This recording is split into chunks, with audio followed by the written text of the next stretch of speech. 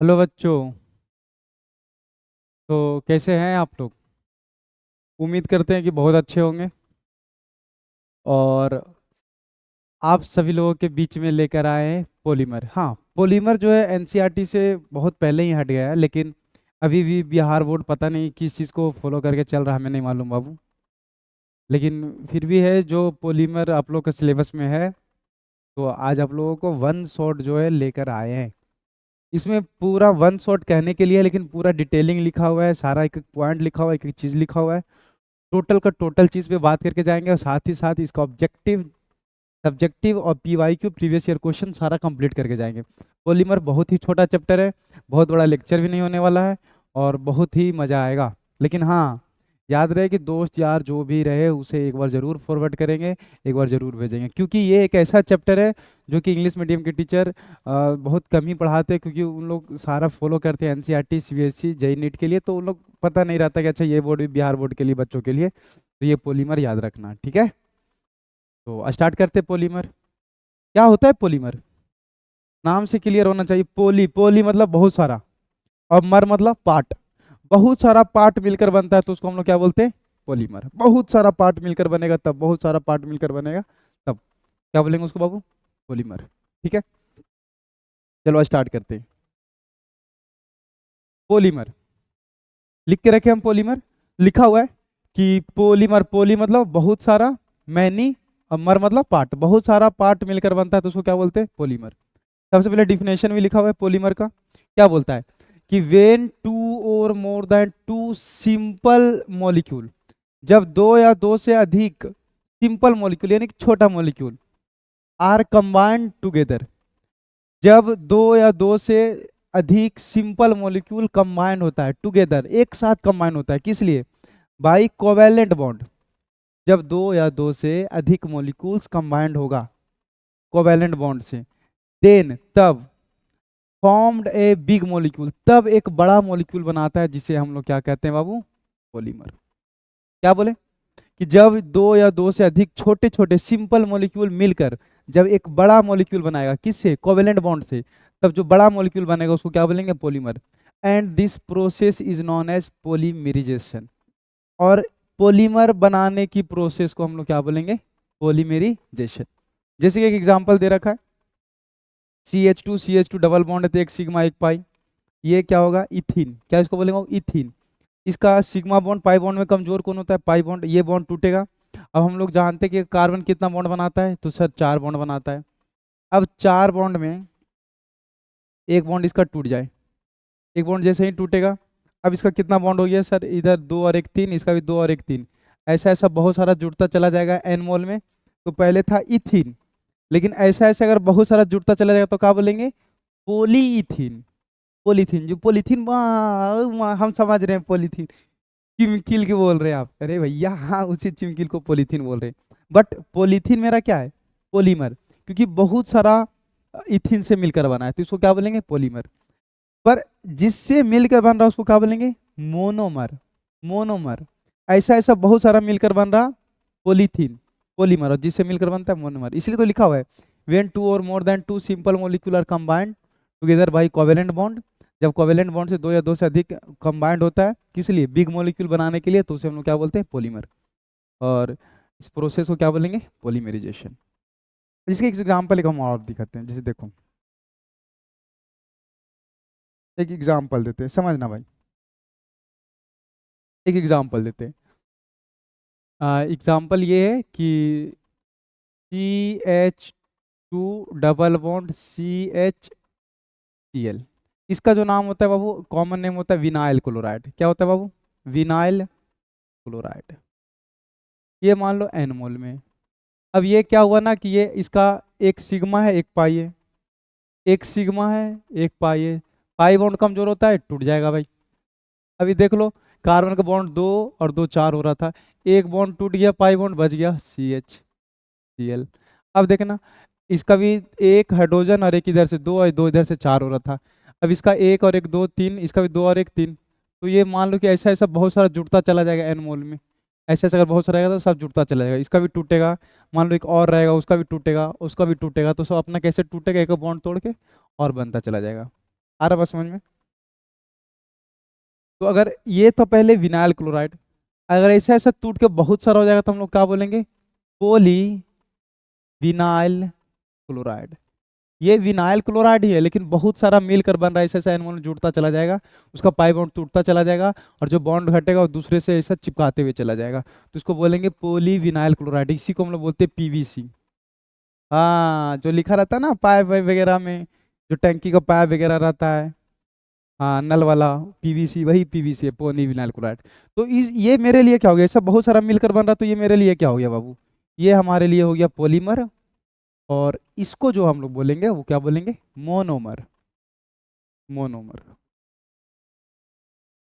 ठीक है, आ गया समझ में? Monomer, the simple unit which combine, वैसा सिंपल यूनिट जो कंबाइन होता है टू गिव पॉलीमर। पॉलीमर देने के लिए जो कंबाइन होता है उससे हम लोग क्या बोलते हैं? मोनोमर। एग्जाम्पल में, इथिन is the monomer of polythene, बहुत सारा इथिन मिलेगा तो उसको पॉलीथीन बोलेंगे, लेकिन इथिन मेरे लिए क्या है? मोनोमर। विनाइल क्लोराइड जस्ट बताएं, vinyl chloride is the monomer of polyvinyl chloride. कोई दिक्कत? बोले ना भाई, देख लो ना यहीं पर दिख रहा, पॉलीथीन का मोनोमर इथिन, पॉलीविनाइल क्लोराइड का मोनोमर मेरा क्या आ जाएगा? Vinyl chloride. आ रहा है बात समझ में? क्लासिफिकेशन ऑफ पॉलीमर, पॉलीमर को अलग अलग तरीका से बांटा गया है। सबसे पहले, polymer can be classified in different ways, अलग अलग तरीका से बांटा गया है। सबसे पहले on the basis of sources, साधन के आधार पर। देर आर थ्री टाइप्स, कौन से साधन से पाया जा सकता है पॉलीमर, उसके आधार पर तीन। सबसे पहला नेचुरल पॉलीमर, अगर प्लांट और एनिमल से मिल रहा तो उसको नेचुरल पॉलीमर बोलेंगे। The polymer which are obtain from nature, जैसे कि प्लांट एंड एनिमल, तो अगर प्लांट और एनिमल से मिलेगा तो नेचुरल पॉलीमर बोलेंगे, जैसे कि सेलुलोज। अच्छा, सेलुलोज का मोनोमर क्या हो जाता है? Alpha D glucose. स्टार्च का भी अल्फा डी ग्लूकोज। प्रोटीन का, हाँ प्रोटीन का चलते हैं सर, अल्फा अमीनो एसिड। ऐसा बहुत सारा अल्फा अमीनो एसिड मिलेगा तब प्रोटीन, बहुत सारा अल्फा डी ग्लूकोज मिलेगा तब स्टार्च। सेलुलोज, बहुत सारा अल्फा डी ग्लूकोज मिलेगा तो भी सेलुलोज। तो ये सब कौन सा है? ये भी एक तरह का पॉलीमर है, जो हमारे बॉडी में पाया जाता है या तो किसी प्लांट में पाया जाता है, तो उसको हम लोग नेचुरल पॉलीमर बोलेंगे। सिंथेटिक पॉलीमर जो हम लोग बनाते हैं, the polymer which are obtain from lab and industry is known as synthetic polymer, जो हम लोग बनाएंगे उसको सिंथेटिक पॉलीमर बोलेंगे। जैसे कि पीवीसी, पॉलीविनाइल क्लोराइड, जस्ट बताएं। बेकेलाइट, बेकेलाइट समझ में आता है? इसी चैप्टर में पढ़ेंगे, जो कुकर का हैंडल होता है उसको हम लोग बोलते हैं बेकेलाइट। आ रही है बात समझ में? फिर क्या पढ़ेंगे? पॉलीथीन, जस्ट बताएं। नायलॉन 66, नायलॉन 6 क्या होता है? ये सारा चीज हम लोग इसी चैप्टर में पढ़ के जाने वाले हैं। ठीक है, और देखते हैं। एक सेमी सिंथेटिक, यानी कि वैसा पॉलीमर जो हमको नेचुरल और सिंथेटिक दोनों को मिक्सिंग करने से बने। The polymer which have both properties of natural and synthetic polymer is called semi synthetic polymer. भैया, अगर हमको प्लांट एनिमल से मिल रहा, नेचुरल पॉलीमर। अगर हमको लैब और इंडस्ट्रीज में बनाया जा रहा तो उसको हम लोग बोलेंगे सिंथेटिक पॉलीमर। अगर दोनों का प्रॉपर्टीज मिक्स करके बना रहे तो सेमी सिंथेटिक पॉलीमर। जैसे एग्जांपल में सेलुलोज एसीटेट, सेलुलोज नाइट्रेट, ये सारा का सारा इंपॉर्टेंट है बाबू, बहुत इंपॉर्टेंट है। तो हम लोग अभी पॉलीमर समझ लिए, पॉलीमर के बाद हम लोग पढ़ रहे क्लासिफिकेशन ऑफ पॉलीमर। और क्लासिफिकेशन ऑफ पॉलीमर में सबसे पहले पढ़ लिए on the basis of sources, का कि पॉलीमर कहाँ से प्राप्त होगा, उसका क्या स्रोत हो सकता है। तो स्रोत के आधार पर तीन, नेचुरल, सिंथेटिक, सेमी सिंथेटिक। कितना आसान चैप्टर है, और भाई इस ये अगर रखा है ना आप लोग ऑर्गेनिक में, तो एक तरह का सिर्फ प्लस पॉइंट है, सिर्फ नंबर बढ़ाने वाला चैप्टर है। अब देखो, on the basis of structure of polymer, polymer का स्ट्रक्चर के आधार पर तीन। लीनियर पॉलीमर सबसे पहले, this polymer consist of long and straight chain. अगर कोई लॉन्ग चेन रख रहा, लॉन्ग चेन मतलब समझ में आ रहा, अगर मान लो इथिन ही जुट रहा था तो बहुत सारा इथिन जुटता चला जाए। अगर मान लो विनाइल क्लोराइड ही जुट रहा था, बहुत सारा जुटता जाए, तो पॉलीविनाइल क्लोराइड। तो this polymer consist of long and straight chain. Linear polymer जो होता है वो लॉन्ग और स्ट्रेट चेन रखता है। The example are high density polythene, polyvinyl chloride, these are represented as. तो जो लॉन्ग चेन स्ट्रेट रहेगा उसको हम लोग बोलेंगे लीनियर पॉलीमर। इसका एग्जांपल हाई डेंसिटी पॉलीमर है। हाई डेंसिटी पॉलीमर क्या होता है वो आगे पढ़ेंगे हम लोग। पॉलीविनाइल क्लोराइड एग्जांपल पता ही चला होगा, रिप्रेजेंट कैसे करते हैं, जिस प्रकार से नहीं बोलते हैं, मछली जल की रानी है, जीवन उसका पानी है, हाथ लगाओ डर जाएगी, बाहर निकालो बच्चे, ऐसा बनता है कुछ। ब्रांच्ड पॉलीमर, यानी कि इसी लीनियर और स्ट्रेट चेन में कुछ ब्रांचेज अगर आ गया, this polymer contain linear chain having some branches, अगर उसमें कुछ ब्रांचेज आ गया तो उसको हम लोग बोलेंगे ब्रांच पॉलीमर। तो लीनियर पॉलीमर को कौन आ जाएगा, हाई डेंसिटी पॉलीथीन, जिस पॉलीथीन का डेंसिटी ज़्यादा होगा। इसमें कौन हो जाएगा, लो डेंसिटी पॉलीथीन, लो डेंसिटी पॉलीथीन वाला इसका एग्जांपल हो जाएगा। दीज आर रिप्रेजेंटेड एज, देखो इसमें कुछ ब्रांचेज आ रहा, यानी कहीं ना कहीं बॉन्ड बनेगा। अब एक क्वेश्चन आता है यहीं से कि विच of the following is not a semi synthetic polymer, semi synthetic कौन नहीं है, कौन नहीं है। सेलुलोज एसीटेट बिल्कुल, सेलुलोज नाइट्रेट बिल्कुल, वल्कनाइज्ड रबर ये भी होता है। सेमी सिंथेटिक कौन नहीं होता है, था सीज पोली आइसोप्रीन, ठीक है। आइसोप्रीन सेमी सिंथेटिक नहीं होता, ये टोटली नेचुरल होता है, ठीक है। एग्जांपल में याद रखना ये क्रॉ, तो हम बोले ना कि on the basis of sources तीन, नेचुरल, सिंथेटिक और सेमी सिंथेटिक। अगर उसका स्ट्रक्चर के आधार पर देखें तो तीन, लीनियर, स्टेट, ब्रांच, कुछ ब्रांचेज हो, क्रॉस लिंक्ड पॉलीमर या तो नेटवर्क पॉलीमर, मतलब बहुत ज्यादा ब्रांचेज आ जाए। देखो तीसरा होता है क्रॉस लिंक्ड पॉलीमर या तो नेटवर्क पॉलीमर, किसके आधार पर बांटा है, स्ट्रक्चर के आधार पर। तो these are usually form bi function and tri function monomer. इस प्रकार स्ट्रक्चर यूजुअली तब बनता है जब बाय फंक्शन या तो फिर ट्राई फंक्शन मोनोमर रहता है, यानी कि एक ही मोनोमर में एक से ज्यादा फंक्शनल ग्रुप होता है, एक से ज्यादा फंक्शनल ग्रुप, बाय फंक्शनल रहे या तो ट्राई फंक्शनल रहे, and contain a strong bond between various linear polymer chain. और अगर जो लीनियर पॉलीमर चेन रहता है उसमें अगर बहुत स्ट्रॉन्ग बॉन्ड बनेगा तो उसको हम लोग बोलेंगे क्रॉस लिंक्ड पॉलीमर। एग्जांपल में बेकेलाइट, मेलामाइन। बेकेलाइट बहुत स्ट्रॉन्ग बनता है, कैसे बनता है हम लोग तो आगे पढ़ेंगे, बेकेलाइट बार बार बोल रहे। This polymer are represented as, अगर केवल, अगर केवल ऐसा जा रहा, ऐसा सिंपल सिंपल लीनियर, अगर उसी सिंपल में एक दो को ब्रांचेज आ रहा, क्या हो जाएगा, अरे भाई अगर सिंपल जाएगा तो लीनियर, अगर एक दो को ब्रांचेज आएगा तो ब्रांच चेन। अगर बहुत ज्यादा आएगा और एक से ज्यादा फंक्शनल ग्रुप रखा है, एक से ज्यादा फंक्शनल ग्रुप रखा है, बाय फंक्शनल या तो ट्राई फंक्शनल रखा है, जो जिससे मिलकर बन रहा वो ज्यादा फंक्शनल ग्रुप रखा है, एक से ज्यादा रख रहा, ज्यादा स्ट्रॉन्ग बॉन्ड बना रहा, तो उसको हम लोग क्रॉस लिंक्ड पॉलीमर बोलेंगे, ठीक है। एग्जाम्पल में bakelite, melamine. On the basis of intermolecular force of attraction, अगर इंटरमोलिक्यूलर फोर्स ऑफ अट्रैक्शन के आधार पर देखें उसके बीच में, तो उसके आधार पर टोटल चार। सबसे पहला इलास्टोमर, फाइबर, थर्मोप्लास्टिक, थर्मोसेटिंग। ये दोनों जो है थर्मोप्लास्टिक और थर्मोसेटिंग दो नंबर में आता है, कई सिंपल आता है, what is thermoplastic polymer, what is thermosetting polymer, या तो right the difference between thermoplastic polymer and thermosetting polymer, जो कि बहुत ईजी है, बहुत आसान है, ठीक है। आइए समझते हैं कि सबसे पहले इलास्टोमर क्या होता है। पहले ही से लिख दिया वो क्या कस कस के इंपॉर्टेंट, ये चारों के चारों। देखो केवल ये केवल और केवल जो है वो समझाने वाला नहीं है भाई, थ्योरेटिकल चैप्टर है सारा, बहुत आसान है। देखो पहला इलास्टोमर, क्या होता है elastomer, the polymer in which polymeric chain, polymeric chain उसको बोलते हैं जिसमें बहुत सारा मोनोमर अगर जुड़ जुड़ कर अगर जो चैन बनाता है ना पॉलीमर में, उसको हम लोग बोलते हैं पॉलीमेरिक चैन। तो क्या बोलता है, the polymer in which polymeric chain are held together by weak intermolecular force of attraction is called elastomer. जैसे कि हम बोले ना कि इथीन जो है, इथीन जो है वो क्या बना रहा था, पोलीथीन, पोलीथीन, एकदम सिंपल एग्जांपल समझते हैं। तो इथिन बहुत सारा जुटेगा तब तो पॉलीथीन बनेगा, हाँ।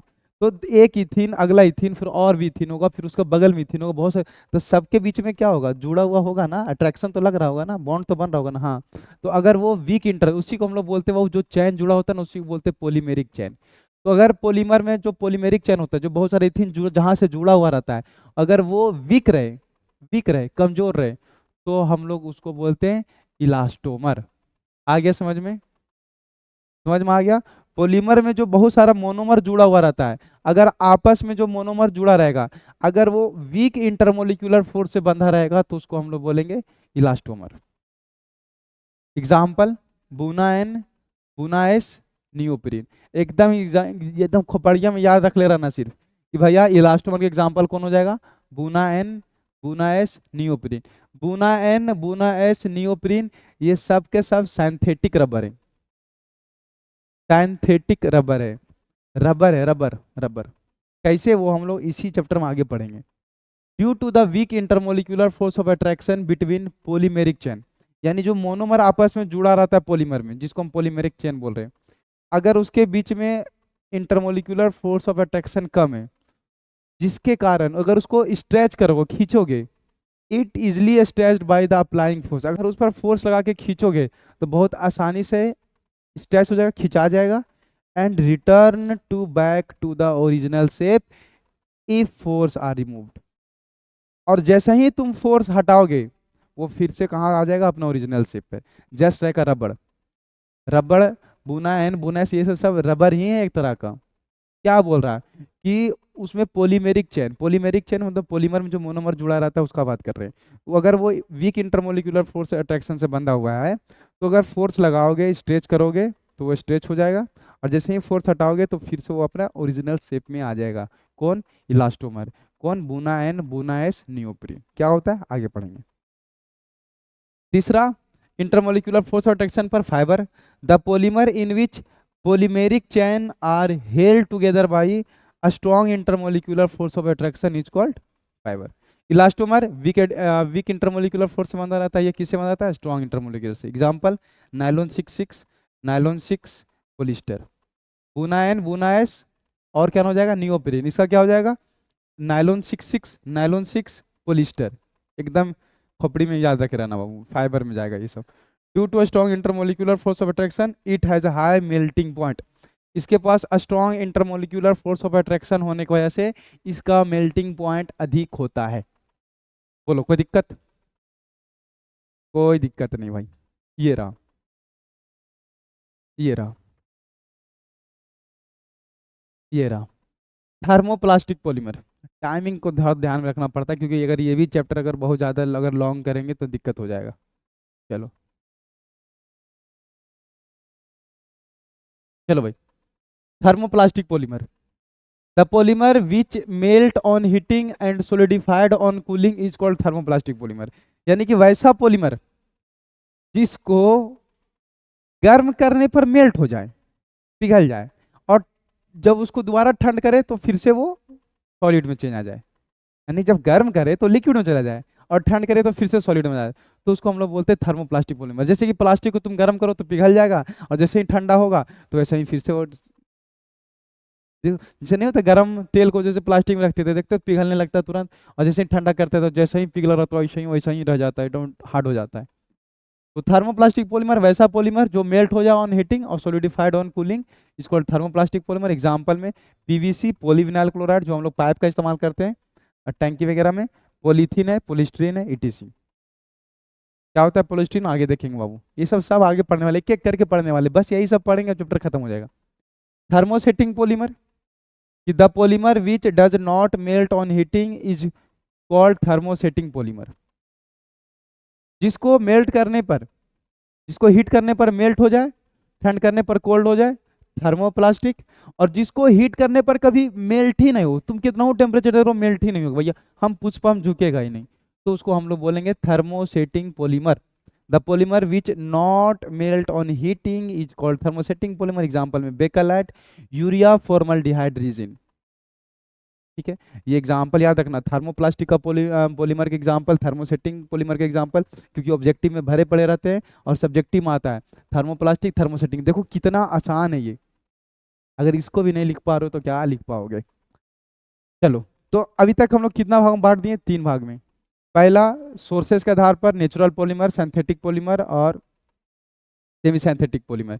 तीसरा, हम लोग स्ट्रक्चर के आधार पर, स्ट्रक्चर आधार पर भी 3, लीनियर पॉलीमर, ब्रांच पॉलीमर और क्रॉस लिंक्ड पॉलीमर।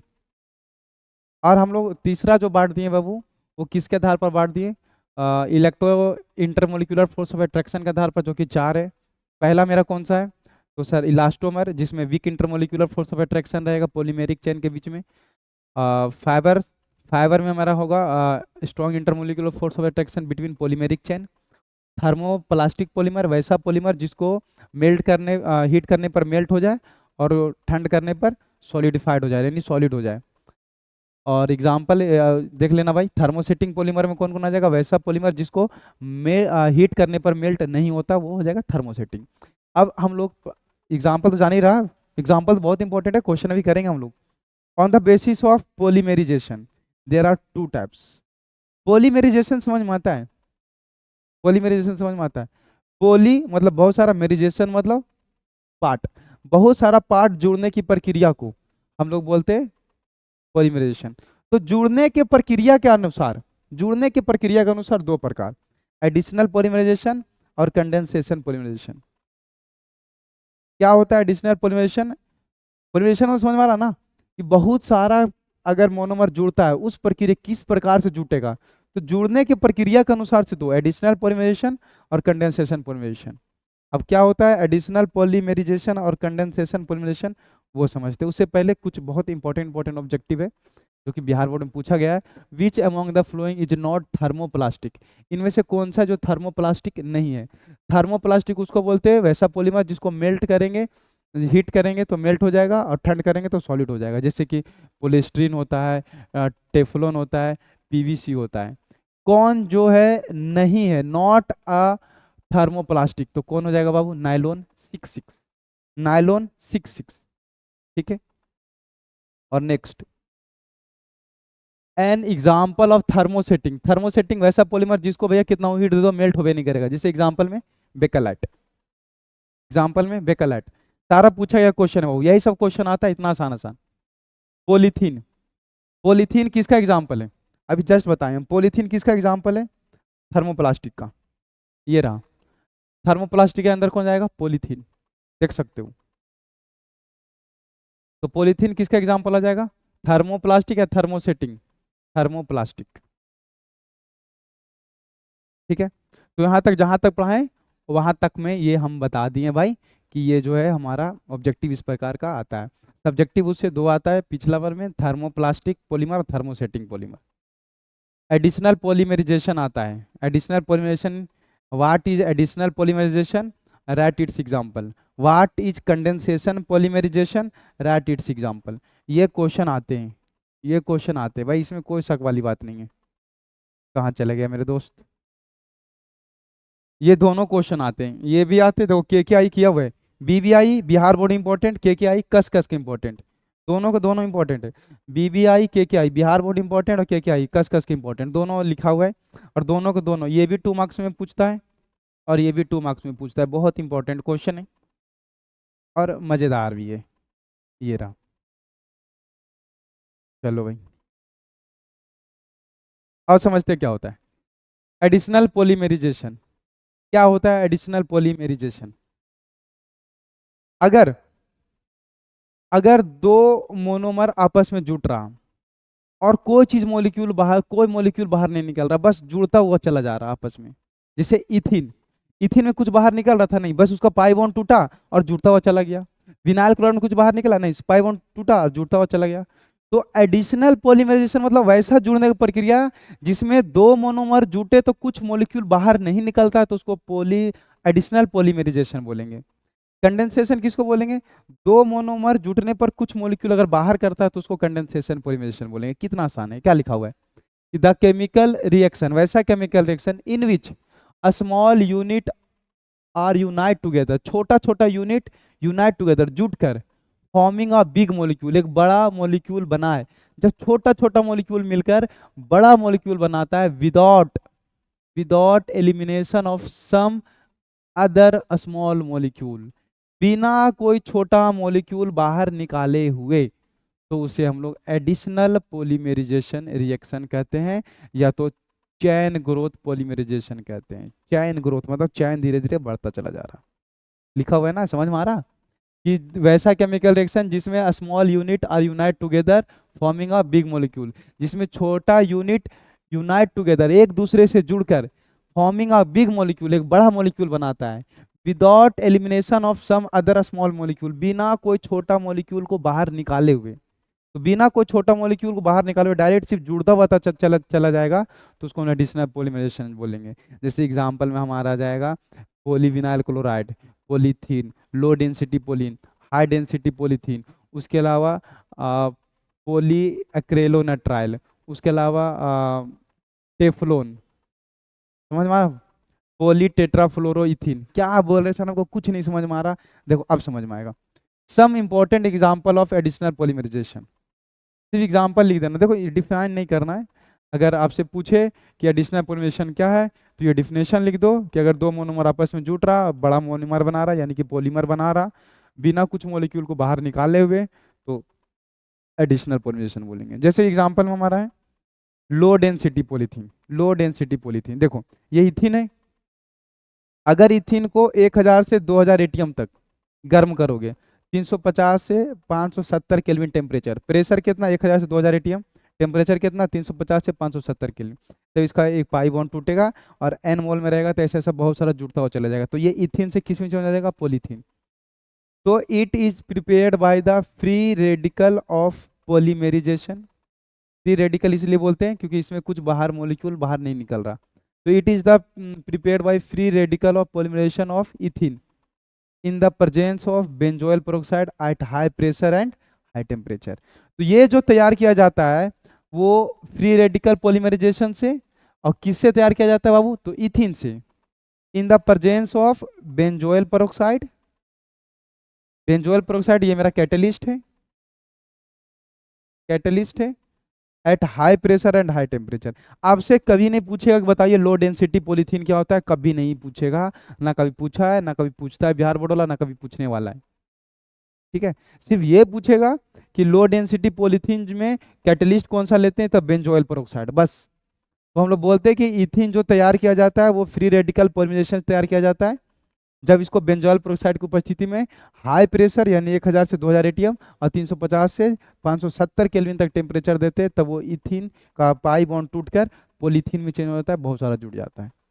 ठीक है, तो पहला एग्जांपल तो ये एडिशनल का कौन सा हो गया बाबू, तो सर पॉलीथीन, सो भी लो डेंसिटी पॉलीथीन। चलो, लो डेंसिटी पॉलीथीन का यूजेस कहाँ पर होगा, it is use to make in squeeze बोतल, सॉरी स्क्वीज बोतल, क्वीज बोतल उसको बोलते हैं ना, ये वाला बोतल। एक सेकेंड, एक सेकेंड भाई, ये देखो, इसको हम लोग क्वीज बोतल बोलते हैं,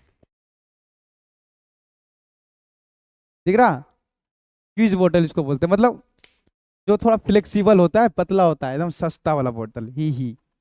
हाँ, और जो थोड़ा बढ़िया बोतल होता है, अच्छा बोतल होता है, उसको हम लोग हार्ड बोतल बोलते हैं। ठीक है, तो क्वीज बोतल, ट्वाइस, फ्लेक्सिबल पाइप्स, ये जो नहीं होता है जो हम लोग यहाँ से वहाँ तक पानी भरने उरने में इस्तेमाल करते हैं, वो वाला, या तो पाइप वाइप जो हम लोग बिछाते हैं खेती वेती के लिए, फ्लेक्सिबल पाइप्स।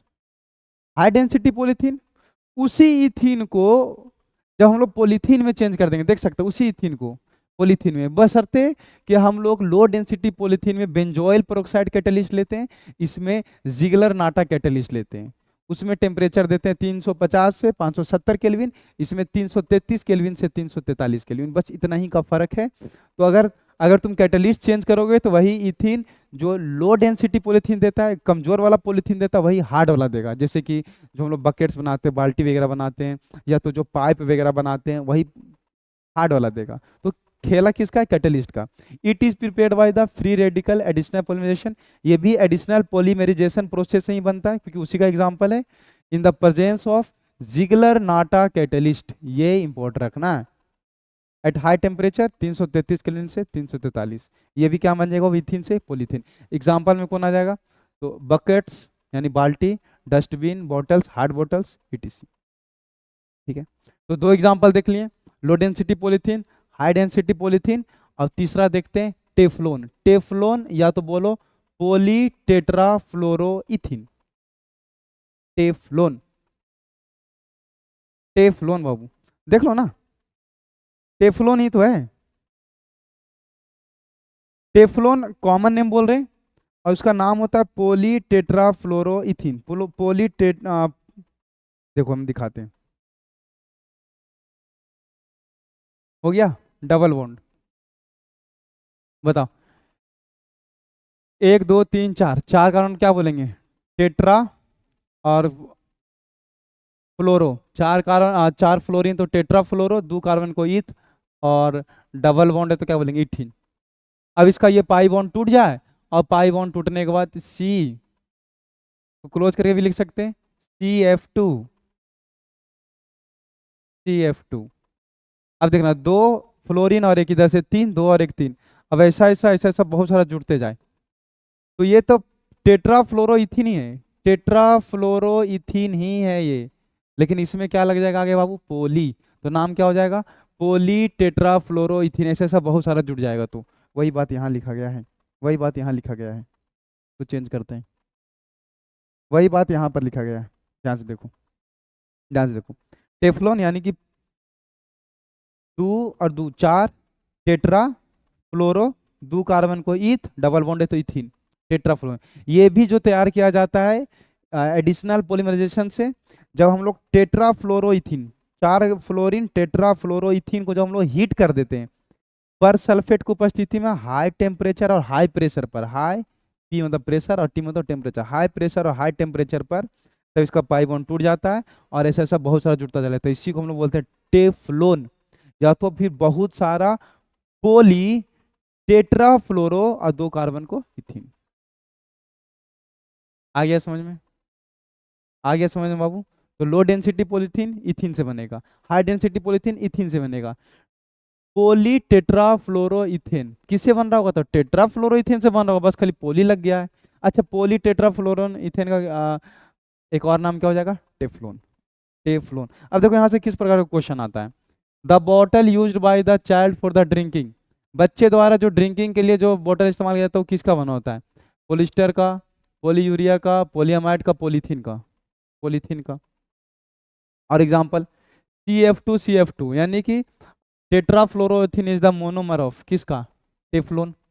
देखो एकदम ऐसा ही क्वेश्चन भरा पड़ रहता है, Teflon is the polymer of, Teflon किसका पॉलीमर, तो टेट्राफ्लोरोइथीन, टेट्राफ्लोरोइथिलीन नहीं, टेट्राफ्लोरोमिथाइलिन, टेट्राक्लोरो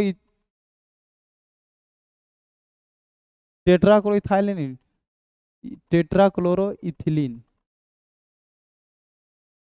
क्लोरो ना ना, टेट्रा आयोडो, क्लोरो था ना, टेट्राफ्लोरोइथेन, ये ब्रोमो मिथाइल ना ना ना, क्लोरो ना ना ना, आयोडो ना ना ना, टेट्राफ्लोरोइथीन को ही हम लोग क्या बोल रहे थे, टेफ्लोन। और देखो विच वन, यहाँ लोग छोड़ गया, which one of the following is use to make the non sticky cookware, इनमें से कौन सा है जो है वैसा बर्तन बनाने में इस्तेमाल करते हैं जो नॉन स्टिक होता है, मतलब चिपचिपा नहीं होता है। अरे भैया पोली टेट्राफ्लोरोइथीन ही है इसको इस्तेमाल करते हैं, हाँ इसी का इस्तेमाल करते हैं। आगे देखो दिखेगा, यूजेस तो पढ़ाए नहीं थे ना टेफ्लॉन का, देखो टेफ्लॉन लिखा है, it is use to make in oil seal, gasket, non sticky surface coated utensil. बर्तन जो नहीं आता है ब्लैक ब्लैक वाला आजकल जो आता है, ये तो हम लोग जो इस्तेमाल करते हैं स्टील वाला, उसका बात नहीं कर रहे हैं, जो इंडक्शन वगैरह पर जिसमें तेल की जरूरत नहीं पड़ता है। हाँ, तो वो वही होता है बाबू। ऑयल सील मतलब समझ में आता ही होगा, जो प्लास्टिक टाइप का जो रबर लगा रहता है ऑयल सील। गैसकेट जो वाशर टाइप का जो होता है उसको गैसकेट बोलते हैं। Non sticky surface coated utensil, तो नॉन स्टिकी सरफेस के लिए किसका इस्तेमाल करते हैं हम लोग, पोली टेट्राफ्लोरोइथेन का यानी कि टेफ्लोन का। देखो यहाँ लिखा हुआ है।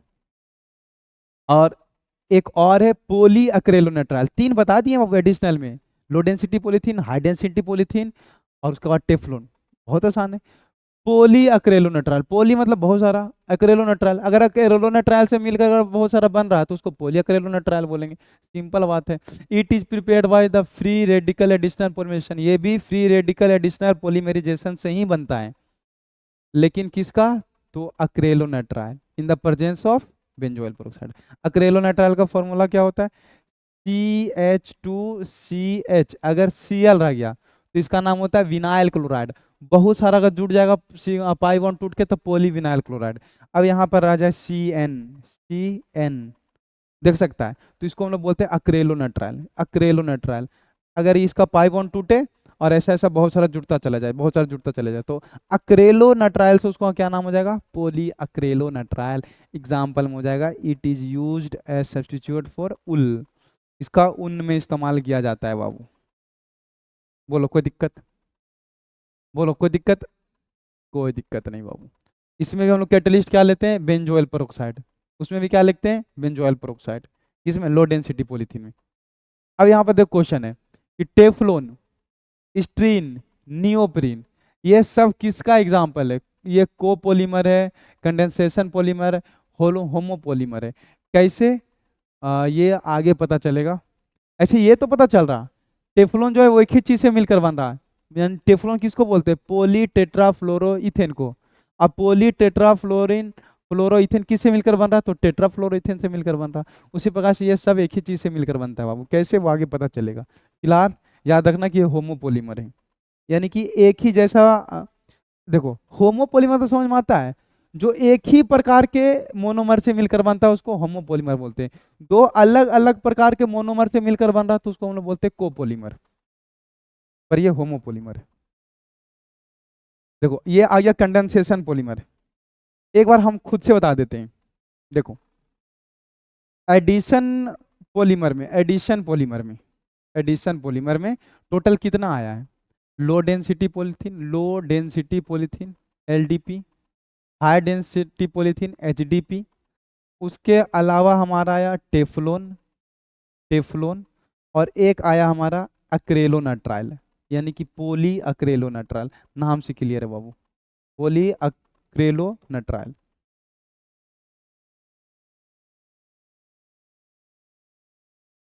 ठीक है, बस। ये किसका मोनोमर है, इथीन का। नाम से क्लियर है। ये किसका मोनोमर है, इथीन का। बस इसमें हम लोग कौन सा कैटेलिस्ट लेते हैं, जिगलर नाटा कैटेलिस्ट। इसमें कौन लेते हैं, बेंजोइल पेरोक्साइड। टेफ्लोन किसका मोनोमर है, तो सर बहुत सारा जब टेट्राफ्लोरो इथीन मिलता है, इथीन मिलता है तब जाके टेफ्लोन बनता है। अक्रेलोनाट्राइल किसका है, तो सर पोली अक्रेलोनाट्राइल किसका है, तो अक्रेलोनाट्राइल का। अक्रेलोनाइट का स्ट्रक्चर तो CH2CH और नीचे में CN। हो गया भैया, बस खाली मोनोमर याद रखो। टेफ्लोन का पूछता है बार बार भैया, टेफ्लोन, टेफ्लोन किसका है, टेफ्लोन किसका है, किसका रहेगा टेफ्लोन यार। तो हमारा एडिशनल पॉलीमराइजेशन क्या था सर? एडिशनल पॉलीमराइजेशन जो था ना सर, अगर दो मोनोमर अगर आपस में जुट रहा, अगर बहुत सारा मोनोमर अगर अभी आपस में जुट रहा और एक भी मॉलिक्यूल्स बाहर नहीं निकाल रहा, सिर्फ जुटते हुए चला जा रहा, तो उसको हम लोग बोलते हैं एडिशनल, केवल ऐड हो रहा। कंडेंसेशन पॉलीमराइजेशन किसको बोलेंगे, जब दो या दो से अधिक या तो बहुत सारे मोनोमर आपस में जुड़ते हैं, कुछ मॉलिक्यूल बाहर निकालने के बाद जुड़ते हैं, तब उसको हम लोग कंडेंसेशन पॉलीमराइजेशन बोलते हैं। जैसे कि एग्जांपल में, the chemical reaction in which a small unit are unite together, मतलब स्मॉल यूनिट यूनाइट टुगेदर हो, एक साथ जुटे, and forming a big molecule, और बड़ा मॉलिक्यूल बनाए, with elimination of some molecule, लेकिन कुछ मॉलिक्यूल बाहर निकालने के बाद, एलिमिनेशन मतलब निकालने के बाद, कुछ एलिमिनेशन, कुछ मॉलिक्यूल बाहर निकालने के बाद अगर ऐसा करता है तो उसको हम लोग कंडेंसेशन पॉलीमराइजेशन बोलेंगे।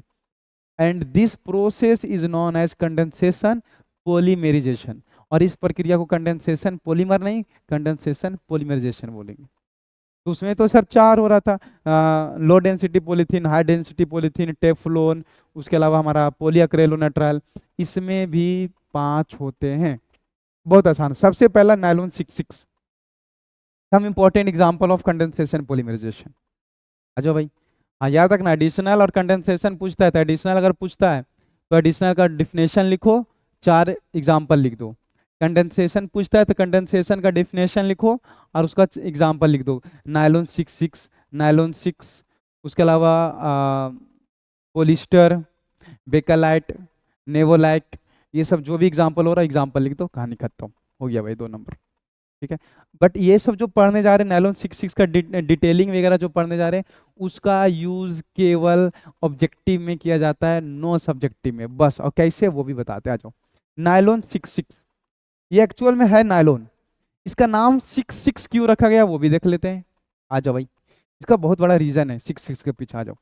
बोलता ना it is prepared by the condensation polymerization, बिल्कुल सही बात है, ये कंडेंसेशन पॉलीमराइजेशन से बनेगा। यानी कि जब दो मॉलिक्यूल आपस में मिलेगा तो वहां से कुछ मॉलिक्यूल बाहर निकलेगा, जैसे कि। और ये जो कंडेंसेशन पॉलीमराइजेशन है जो मिलकर बन रहा है, किससे किससे मिलकर बन रहा, एक बन रहा हेक्सा, हेक्सा मतलब 6, hexa methylene diamine, hexa methylene diamine. देखो यहाँ फिगर लिखा हुआ है, ये देखो यहाँ तक सिर्फ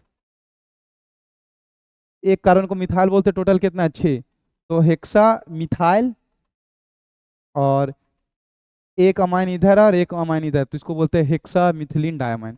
अगर किसी को दिक्कत हो रहा तो हम यहाँ पर लिखते चला जाते हैं। देखो CH2 टोटल कितना रहेगा 6, एक NH2 इधर और एक NH2 इधर, हो गया। इसको बोलेंगे सर 6 कार्बन है तो हेक्सा, और मिथाइल है कितना, 6 मिथाइल है तो हेक्सा मिथाइल, और डायमाइन तो हेक्सा मिथिलीन डायमाइन। चलो लो, नाम लिख दिए। हाँ थोड़ा सा स्पीड में लिख रहे बाबू, क्योंकि ताकि लेक्चर बहुत लंबा ना हो, पढ़ने में भी मजा आए, और कोई बात नहीं है। तो ये हेक्सामिथिलीन डायमाइन और किससे मिलकर बनता है, एडिपिक एसिड से, at high temperature and pressure. Adipic acid किसको बोलते हैं, ये देखो एडिपिक एसिड दिखाते हैं। COOH carboxylic acid, CH2 6 COOH carboxylic acid बन गया। इसको बोलते हैं हम लोग, कॉमन नेम होता है एडिपिक एसिड, एडिपिक एसिड। ये देखो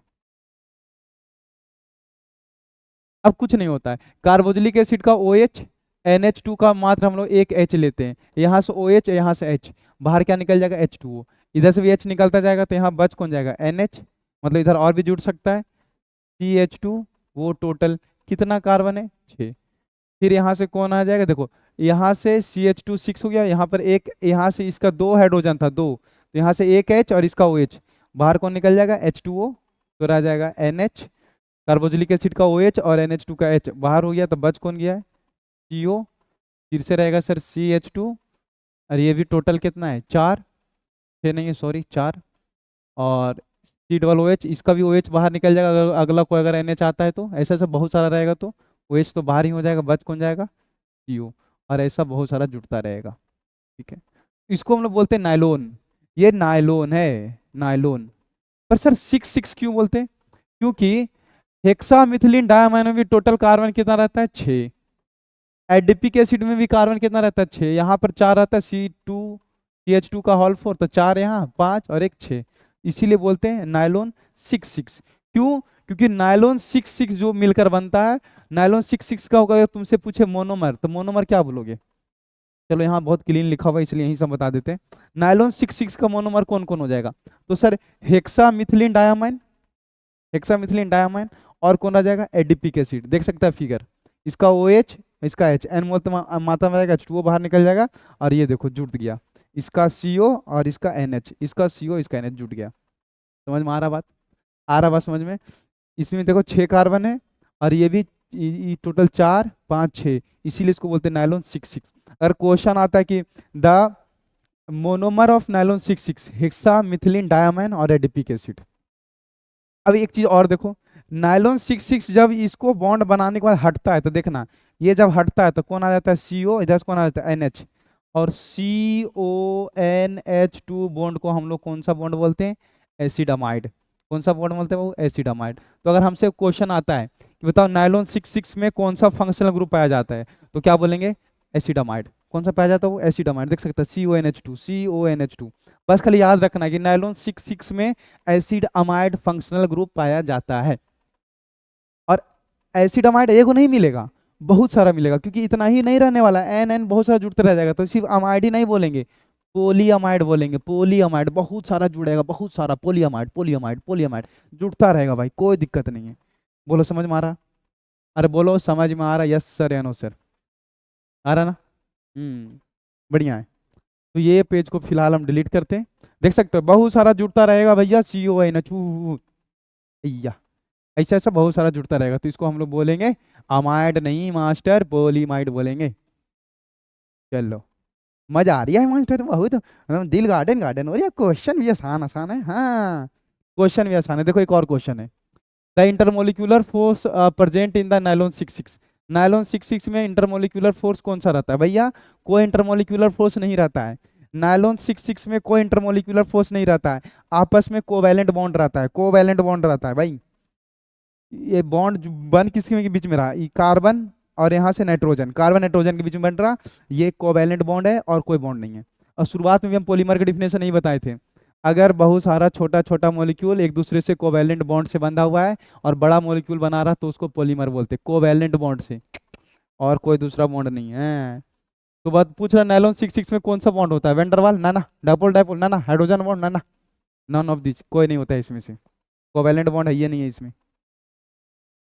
चलो भाई, नायलॉन 66 के पास क्या रहेगा, पोलिस्टर, पोली ईस्टर, बहुत सारा ईस्टर रहता है ना ना, पोलिस्टीन ना ना, पोलीविनाइल, पोली अमाइड, अभी तो बताएं सर, पोली अमाइड, बहुत सारा अमाइड रहता है। चलो और नायलॉन 66, नायलॉन 66 होमोपोलीमर है, होमो मतलब केवल एक जैसा मोनोमर से मिलकर बना है ना ना, दो, हेक्सा मिथिलीन डायमाइन और एडिपिक एसिड, दो चीज से मिलकर बनता है सर। कैसा बात बोलते हैं, हेक्सा मिथिलीन अमाइन को तो हमको फिगर भी याद हो गया है, ये देखिए CH2, ई 6 को होगा, ई 2 को होगा, और ये हो गया सर हेक्सा मिथिलीन डायमाइन, और डायमाइन, और एडिपिक एसिड तो अभी बताएं CH2, ई 4 गो रहेगा सर, और एगो NaC डबल OH रहेगा, एगो NaC डबल OH रहेगा, इसका OH इसका हटेगा, अब बन जाएगा। हमको नहीं पता है ये कौन सा पॉलीमर है, कंडेंसेशन पॉलीमर है। नेक्स्ट, चलो आ जाओ भाई, एक उसी के बारे में लिखा गया है नायलॉन 66 के बारे में, बहुत अच्छी बात कि both carbon contributed 6 carbon atom to the formation of nylon 66। Nylon 6 में दोनों मोनोमर जो रहता है वो कितना कितना कार्बन का योगदान करता है, तो 6 कार्बन का योगदान करता है, 6 कार्बन का। यूजेस, नायलॉन 6 का इस्तेमाल कहाँ, नायलॉन 66 का इस्तेमाल कहाँ पर होगा, it is use to make in bristle for brushes. अरे ब्रश के ऊपर जो नहीं रहता है, ब्रिस्टल, ब्रिस्टल मतलब कैसे बोले, कैसे कैसे बताऊं क्या बताऊं मैं, कैसे बताऊं, अरे जिससे साफ करते हो ना दांत, तो जो नायलॉन टाइप का ऊपर में रहता है, हाँ जिसमें कॉलगेट रखा करके दांत दांत होता है, हाँ उसको ब्रिस्टल बोलते हैं। It is use to make in bristle for brushes, तो अब ब्रशेस का ब्रिस्टल बनाने के लिए इस्तेमाल करते हैं बाबू, टेक्सटाइल इंडस्ट्रीज में करते हैं, ठीक है याद रखना। अब आते हैं नायलॉन 66 पर, क्या है नायलॉन 66, कितना टाइमिंग हो गया भाई, अब भी मैं टाइम देखता है 47 मिनट हो गया है, बस ये 2 ही घंटा का लेक्चर होगा, इससे ज़्यादा नहीं होगा, 2 ही घंटा से कम का ही होगा। आ जाओ, नायलॉन 66 क्या होता है, nylon 66 it is prepared by the condensation polymerization, हाँ, ये भी कंडेंसेशन के एग्जाम्पल है, हाँ बात तो सही है। बट ये किसका मोनोमर है, केप्रोलेक्टम का, in the presence of H2O at 550 533 से 543 केल्विन तक, 533 से 543 केल्विन तक गर्म करोगे तो हो जाएगा ये। मतलब सर, मतलब बड़ी आसान है ही बहुत आसान है। अगर कैप्रोलेक्टम को H2O की उपस्थिति में गर्म कर देगा 533 से 543 केल्विन तक, तो ये नायलॉन 66 बन जाएगा।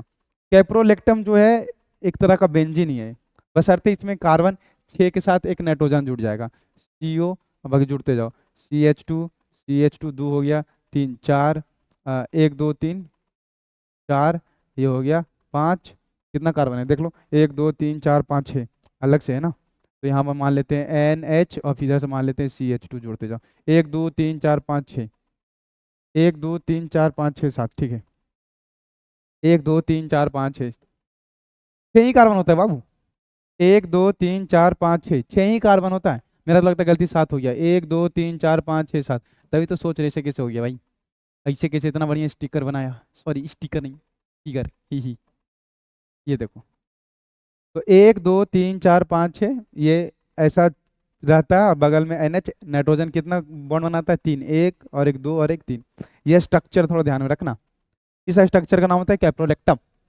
अगर कैप्रोलेक्टम यहाँ से बॉन्ड टूटेगा, यहाँ से बॉन्ड टूटेगा, तो ये पूरा ओपन हो जाएगा, तो CO और मिलेगा कितना, 1 2 3 4 5 6 7 8 9 10 11, वाह, तो 1 2 3 4 5, तो CH2 को टोटल 5 मिलेगा, और यहाँ पर कहाँ मिलेगा, NH, ऐसा बहुत सारा जुड़ता चला जाएगा, N मात्रा में रहेगा, तो इसी को हम लोग बोलते हैं नायलॉन 6। नायलॉन 6 इसलिए टोटल कार्बन कितना, 5 और 1 6, 1 2 3 4 5, बस बस बस बस 6, समझ में आ गया।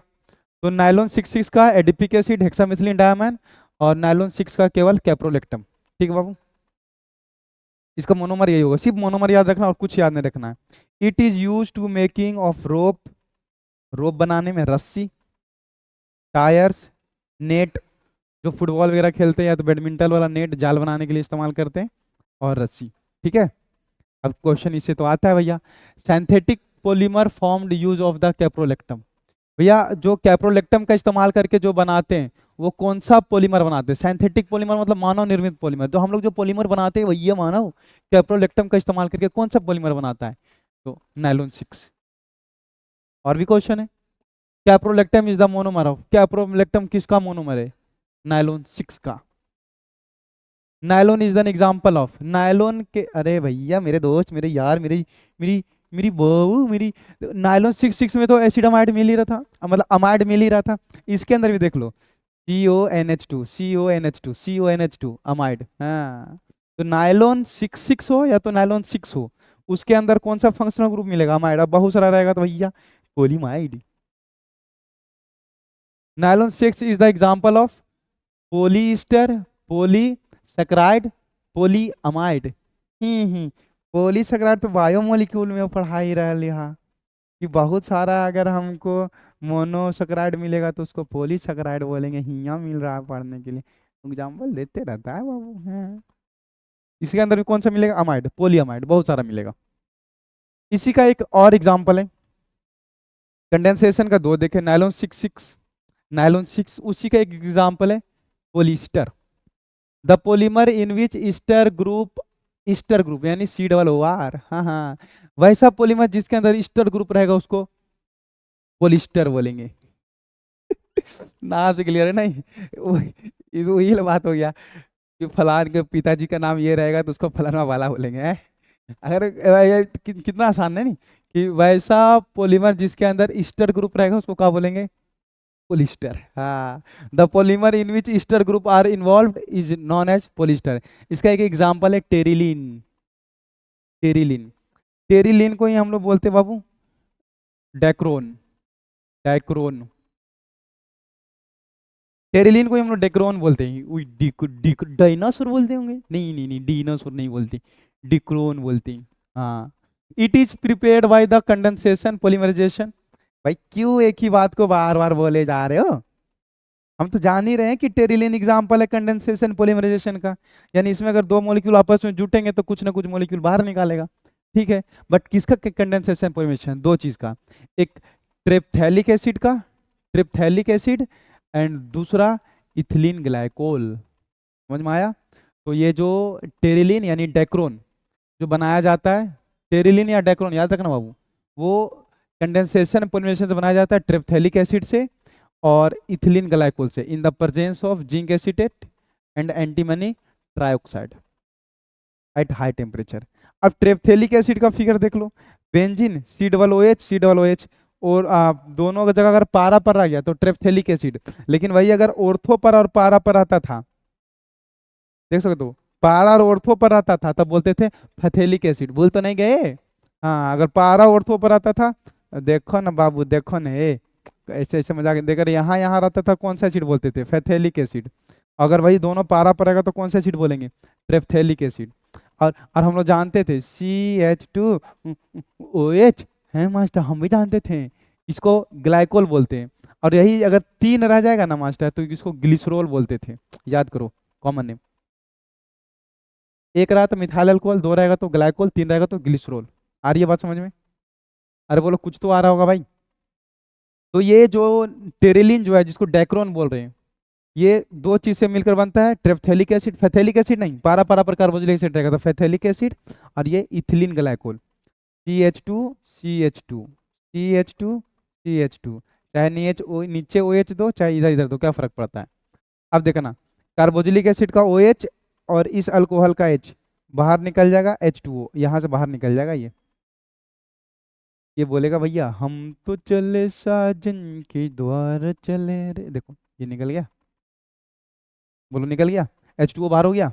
अब यहाँ से COO और यहाँ से चिपक जाएगा। देखो जैसे ही ये चिपकेगा देखना, COO,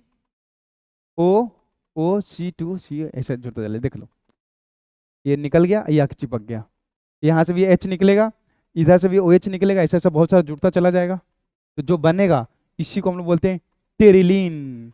ट्रिलीन यानी कि डेक्रोन। डेक्रोन भैया, डेक्रोन है ही। देख सकता है यहाँ हमको कौन सा फंक्शनल ग्रुप मिल रहा है, देखो तो, सी डबल ओ, इधर कौन है, carbon, C double bond O R, Easter.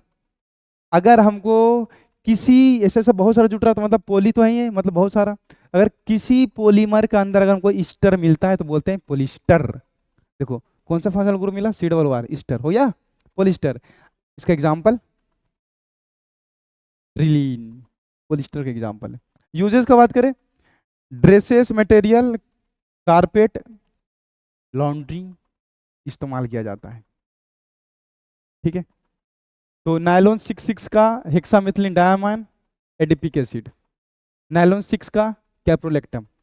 Polyester जिसमें ईस्टर ग्रुप होता है, जिसका एग्जांपल है सर टेरिलीन या तो डैक्रोन, जो कि दो चीज से मिलकर बनता है, एक ट्रेप्थेलिक एसिड, नॉट फैथेलिक, ट्रेप्थेलिक एसिड और इथिलीन ग्लाइकोल, जो कि उसके अंदर पोलिस्टर मिलता है। नायलॉन 66 और नायलॉन 6 के अंदर जो हमको मिलता है वो पोली अमाइड मिलता है, इसके अंदर हमको मिलता है पोली ईस्टर, ईस्टर ग्रुप मिलता है।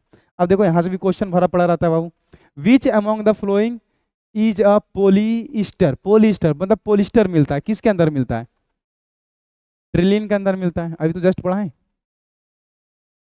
और क्वेश्चन है, which among the following fiber is made from the polyamide, इनमें से कौन सा पोलियमाइड, बहुत सारा पोलियमाइड, पोलियमाइड से तो भैया नायलॉन बना हुआ है। Dacron is the example of, अरे भैया डेक्रोन अभी तो बताएं, डेक्रोन किसका एग्जांपल है, पोलियमाइड का, डेक्रोन उसी को तो बोलते हैं, टेरिलिन को तो डेक्रोन बोलते हैं। चलो एग्जांपल आ गया बेकेलाइट, बेकेलाइट समझ में आता है, जो कुकर के ऊपर जो ब्लैक ब्लैक हैंडल लगा रहता है ना, वो वाला हैंडल नहीं, जो जिससे जो गर्म नहीं होता, जिससे पकड़ के उतारते हैं, जिसको लगा हुआ रहता है, बहुत हार्ड रहता है, हाँ पत्थर टाइप का रहता है, हाँ उसी को बेकेलाइट बोलते हैं बाबू। क्या होता है बेकेलाइट, आज समझते हैं बेकेलाइट, बहुत आसान है भाई। It is prepared by the condensation polymerization of phenol and formaldehyde, ये भी कंडेंसेशन पॉलीमेराइजेशन है, इसमें भी कुछ ना कुछ मॉलिक्यूल बाहर निकलेगा, उसमें भी मेरा मॉलिक्यूल H2O बाहर निकल रहा था, देख सकते हो, टेरिलीन में देखा था ना, H2O बाहर निकल रहा था, ईस्टर ग्रुप बन रहा था, देख लेना ध्यान से पीछे जाके। तो बेकेलाइट में भी देखना ध्यान से, it is prepared by the condensation polymerase, इसमें भी कुछ बाहर निकलेगा, और किससे बनता है ये, फिनॉल से और फॉर्मल्डिहाइड से, इन द प्रेजेंस ऑफ एसिड या तो फिर बेस। अब फिनॉल का फिगर हम लोग सबको जानते हैं सर, ये हो गया फिनॉल।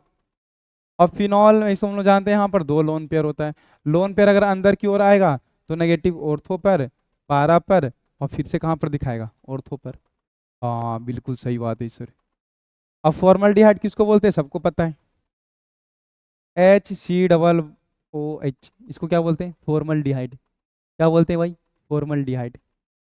अब देखो, अब इसका पाई बॉन्ड टूटेगा तो कार्बन प्लस ऑक्सीजन माइनस, तो ये प्लस वाला कहाँ पर जाएगा, माइनस वाला के पास, यानी कि ऑर्थो पर भी जा सकता है, पारा पर भी जा सकता है, दोनों में कहीं भी जा सकता है। और जहां पर जाएगा यहाँ पर कुछ नहीं तो क्या होगा, H, यहाँ भी क्या होगा बाबू, H, तो जहां भी जाएगा वहां से यहाँ माइनस वाला प्लस कौन जाएगा, प्लस वाला, और यहाँ H कैसे टूटेगा, प्लस में, तो कहाँ चला जाएगा यहाँ पर, नहीं समझ में आ रही है, नहीं समझ में आ रही है, ऐसे समझो नहीं समझ में आ रहा। अरे भैया अगर ये मेरा फिनॉल है, अगर यहाँ पर OH है, तो इसके पास लोन पेयर होता है, तो कहाँ पर नेगेटिव दिखेगा, ऑर्थो और पारा पर। अब इसको तुम रिएक्शन करवा रहे हो फॉर्मल्डिहाइड के साथ, H H double bond oxygen, तो इसका पाई बॉन्ड टूटेगा तो ये प्लस ये माइनस। अगर मान लो कि ये फिनॉल के पास चल कर आ रहा है, यहाँ पर चल के आ रहा, OH तो पहले ही से है, तो कार्बन इसके पास इस कार्बन के पास दो हाइड्रोजन तो पहले ही से था, तो हो गया CH2, और इस ऑक्सीजन के पास नेगेटिव था, और जहाँ जाएगा वहाँ से एक H निकलेगा, तो क्या हो जाएगा, OH।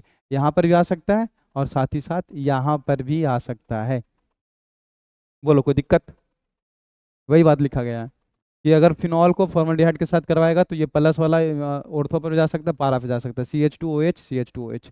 इस OH के पास, इस O के पास नेगेटिव वाला के पास H कहाँ से आ रहा है, तो जहाँ जहाँ चिपकेगा वहाँ से H निकलेगा, तक चिपक जाएगा अब। ठीक है, तो बेकेलाइट जो कभी कभी ऑब्जेक्टिव आता है कि जो बेकेलाइट बनता है जो दिखता है वो ऊपर किस चीज़ का बना होता है, दो चीज़ का, फॉर्मल्डिहाइड का और फिनॉल का।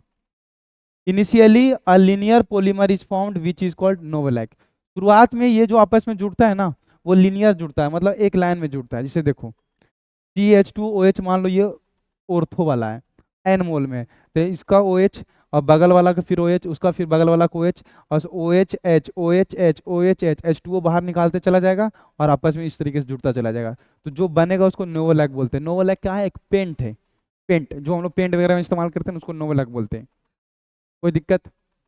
बोलो बाबू। शुरुआत में अगर देखो ना, इसका ओ एच नहीं समझ में आया जी, कुछ नहीं समझ में आता है कुछ नहीं समझ में आता है तुम लोग। देखो इधर, बोलता है कैसे जुटेगा सर, कैसे जुटेगा सर, कैसे जुटेगा, कैसे नहीं जुटेगा, देखो कैसे नहीं जुटेगा, देखो ई हो गया ओ एच और ई हो गया CH2OH, ना जुटेगा।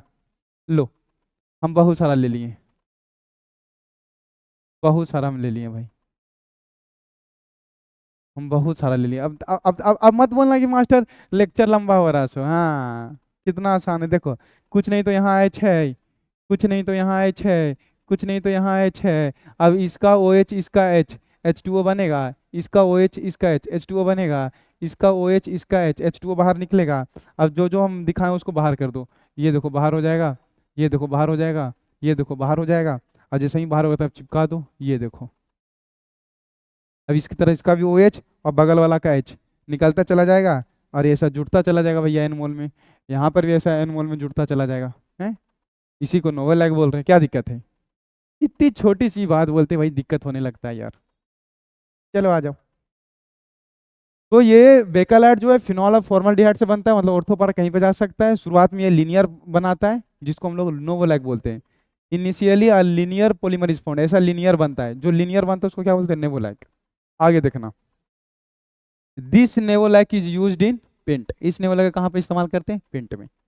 वेयर नेवोलैक इज हीटेड, जब नेवोलैक को हीट करते हैं विथ फॉर्मल्डिहाइड, इस नेवोलैक को जब दोबारा हम लोग फॉर्मल्डिहाइड के साथ हीट करते हैं, एक cross linked polymer is form, तब एक क्रॉस लिंक्ड पॉलीमर बनता है विच इज कॉल्ड बेकलाइट। जिसे क्या कहते हैं बाबू? बेकलाइट।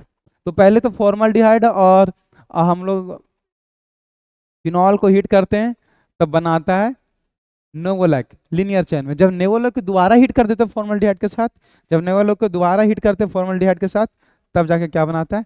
बेकलाइट। तब जाके क्या बनाता है बाबू? बेकलाइट। हाँ। अब अब कैसे बनाता है बेकलाइट? कैसे बनाता है बेकलाइट, ये तो हम सोचे ही नहीं। अरे भैया देखो, एक और हम दिखाते हैं। ये देखो, ऐसा ऐसा तो बहुत सारा रहेगा ना। ये देखो, ये देखो, ऐसा ऐसा बहुत सारा रहेगा। अब क्या होगा? इसका एच, इसका एच, इसका एच, इसका एच, देख जाना, इसका एच, इसका एच, इसका एच, इसका एच, देखना ध्यान से देखते जाना बाबू। O H H, O H H, O H H, H2O बाहर, ओ एच एच, H2O बाहर, O H, O H, O H, O H. कुछ नहीं किए, वही न बोला कि पहले लीनियर में था, अब क्रॉस में भी आ गया है। अब सब के सब बाहर निकल जाएगा, देखो बाहर निकाल देते हैं। ये भी बाहर निकल गया, ये भी बाहर निकल गया, ये भी बाहर निकल गया H2O, ये भी निकल गया, ये भी निकल गया, ये भी निकल गया, ये भी निकल गया, ये भी निकल गया। और फिर कैसे जुड़ जाएगा? इससे जुड़ जाएगा, ये देखो,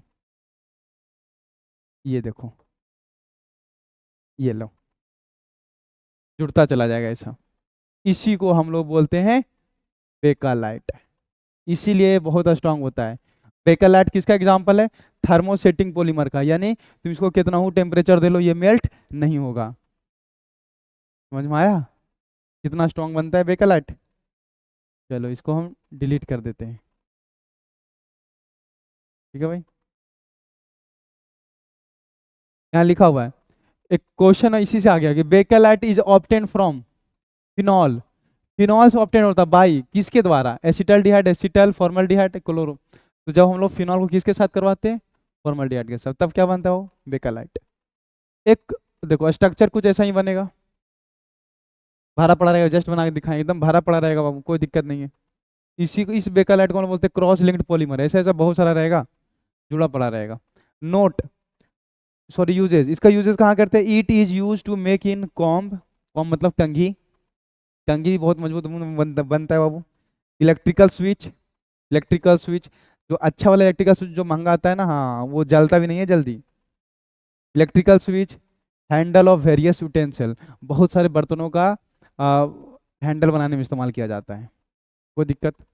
और एक सबसे लास्ट है मेलामाइन फॉर्मल्डिहाइड रेजिन। अब हम कंडेंसेशन में भी तुमको चार पढ़ा दिए, nylon 66, हेक्सामिथिलीन diamine adipic acid, nylon 6 caprolactam का मोनोमर है।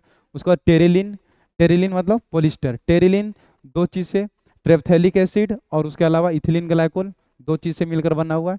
उसके अलावा एक अभी जस्ट पढ़ाए हम बेकालाइट, बेकालाइट भी फॉर्मल्डिहाइड और फिनॉल से मिलकर बना हुआ है। जब दोबारा नेवोलैक बन जाएगा लिनियर में, जब नेवोलैक को दोबारा हीट कर दोगे फॉर्मल्डिहाइड के साथ तो क्या बन जाएगा, बेकालाइट, और जो कि क्रॉस लिंक्ड पॉलीमर में बनता है।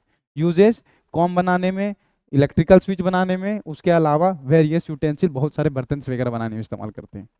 बोलो कोई दिक्कत। एक है मेलामैन फॉर्मल्डिहाइड रिजिन। क्या होता है मेलामैन फॉर्मल्डिहाइड रिजिन, ये बताओ।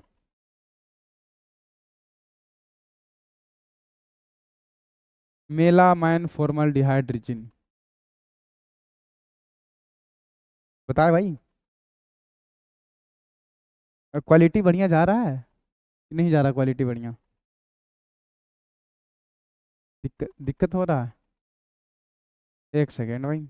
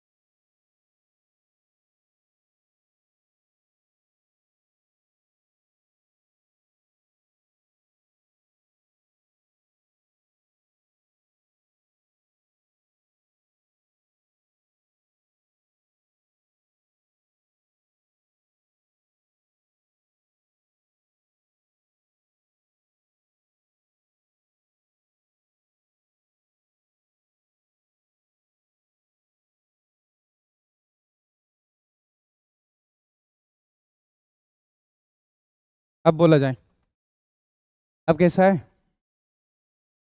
अब सही है?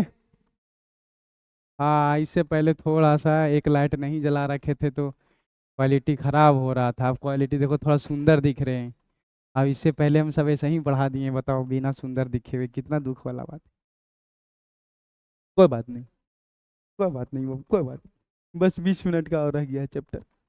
चलो सुनो, तो ये हो गया भाई। अब हम लोग सबसे लास्ट पढ़ते हैं मेलामैन फॉर्मल डिहाइड्रेशन कंडेंसेशन का, और फिर उसके बाद रबर, और उसके बाद खत्म हो जाएगा। आ जाओ। मेलामैन फॉर्मल डिहाइड्रेशन क्या होता है? ये भी जो बनता है, it is prepared by the condensation polymerization of melamine and formaldehyde. Melamine और फॉर्मल्डिहाइड का इस्तेमाल करके बनता है, इसी को बोलते हैं मेलामाइन फॉर्मल्डिहाइड रिजिन। कैसे बनता है वो देख लेते हैं, आ जाओ। बेंजीन जिस प्रकार बनता है, हाँ, उसमें भी कितना डबल बॉन्ड होता है, 3। इसमें भी डबल बॉन्ड कितना होगा, 1 2 3। ठीक है। हाँ, उसमें 6 के 6 कार्बन होता है, इसमें 3 जगह पर नाइट्रोजन होगा, अल्टरनेट नाइट्रोजन, फिर नाइट्रोजन, फिर नाइट्रोजन। बाकी बाद यहाँ डबल बॉन्ड, फिर यहाँ डबल बॉन्ड, फिर यहाँ डबल बॉन्ड नहीं है। ठीक है। कार्बन कितना बॉन्ड बनाता है सर, 4। इसका देख लो, 2 और 1 3, 2 और 1 3, 2 और 1 3। तब उसका बॉन्ड कैसे पूरा करते हैं, अमाइन से, NH2 NH2 NH2। तो ये जो फिगर पूरा बन के तैयार होता है, इसको हम लोग बोलते हैं मेलामाइन। और बाकी बात फॉर्मल्डिहाइड समझते हो। जब दोनों को मिला देंगे तो भैया यहाँ से H, यहाँ से H, यहाँ से H, हर जगह से हटेगा। तो यहाँ से H कहाँ पर आ जाएगा, OH, CH2OH। यहाँ से भी H यहाँ पर आ जाएगा, CH2OH, यहाँ पर भी H आ जाएगा, CH2OH। और ऐसा कुछ बन के तैयार होगा, इधर भी और जुड़ता चला जाएगा, इधर भी और जुड़ता चला जाएगा। जो बन के तैयार होगा उसको बोलेंगे melamine formaldehyde resin. Melamine formaldehyde resin. बोलो कोई दिक्कत? अरे भाई स्ट्रक्चर में क्या दिक्कत हो रहा है, स्ट्रक्चर में दिक्कत हो रहा है सर? क्या दिक्कत हो रहा है? क्या लिखे हम कि नाइट्रोजन, टोटल 6 कार्बन होता है ना बेंजीन में, अल्टरनेट ले जाओ, कार्बन कार्बन,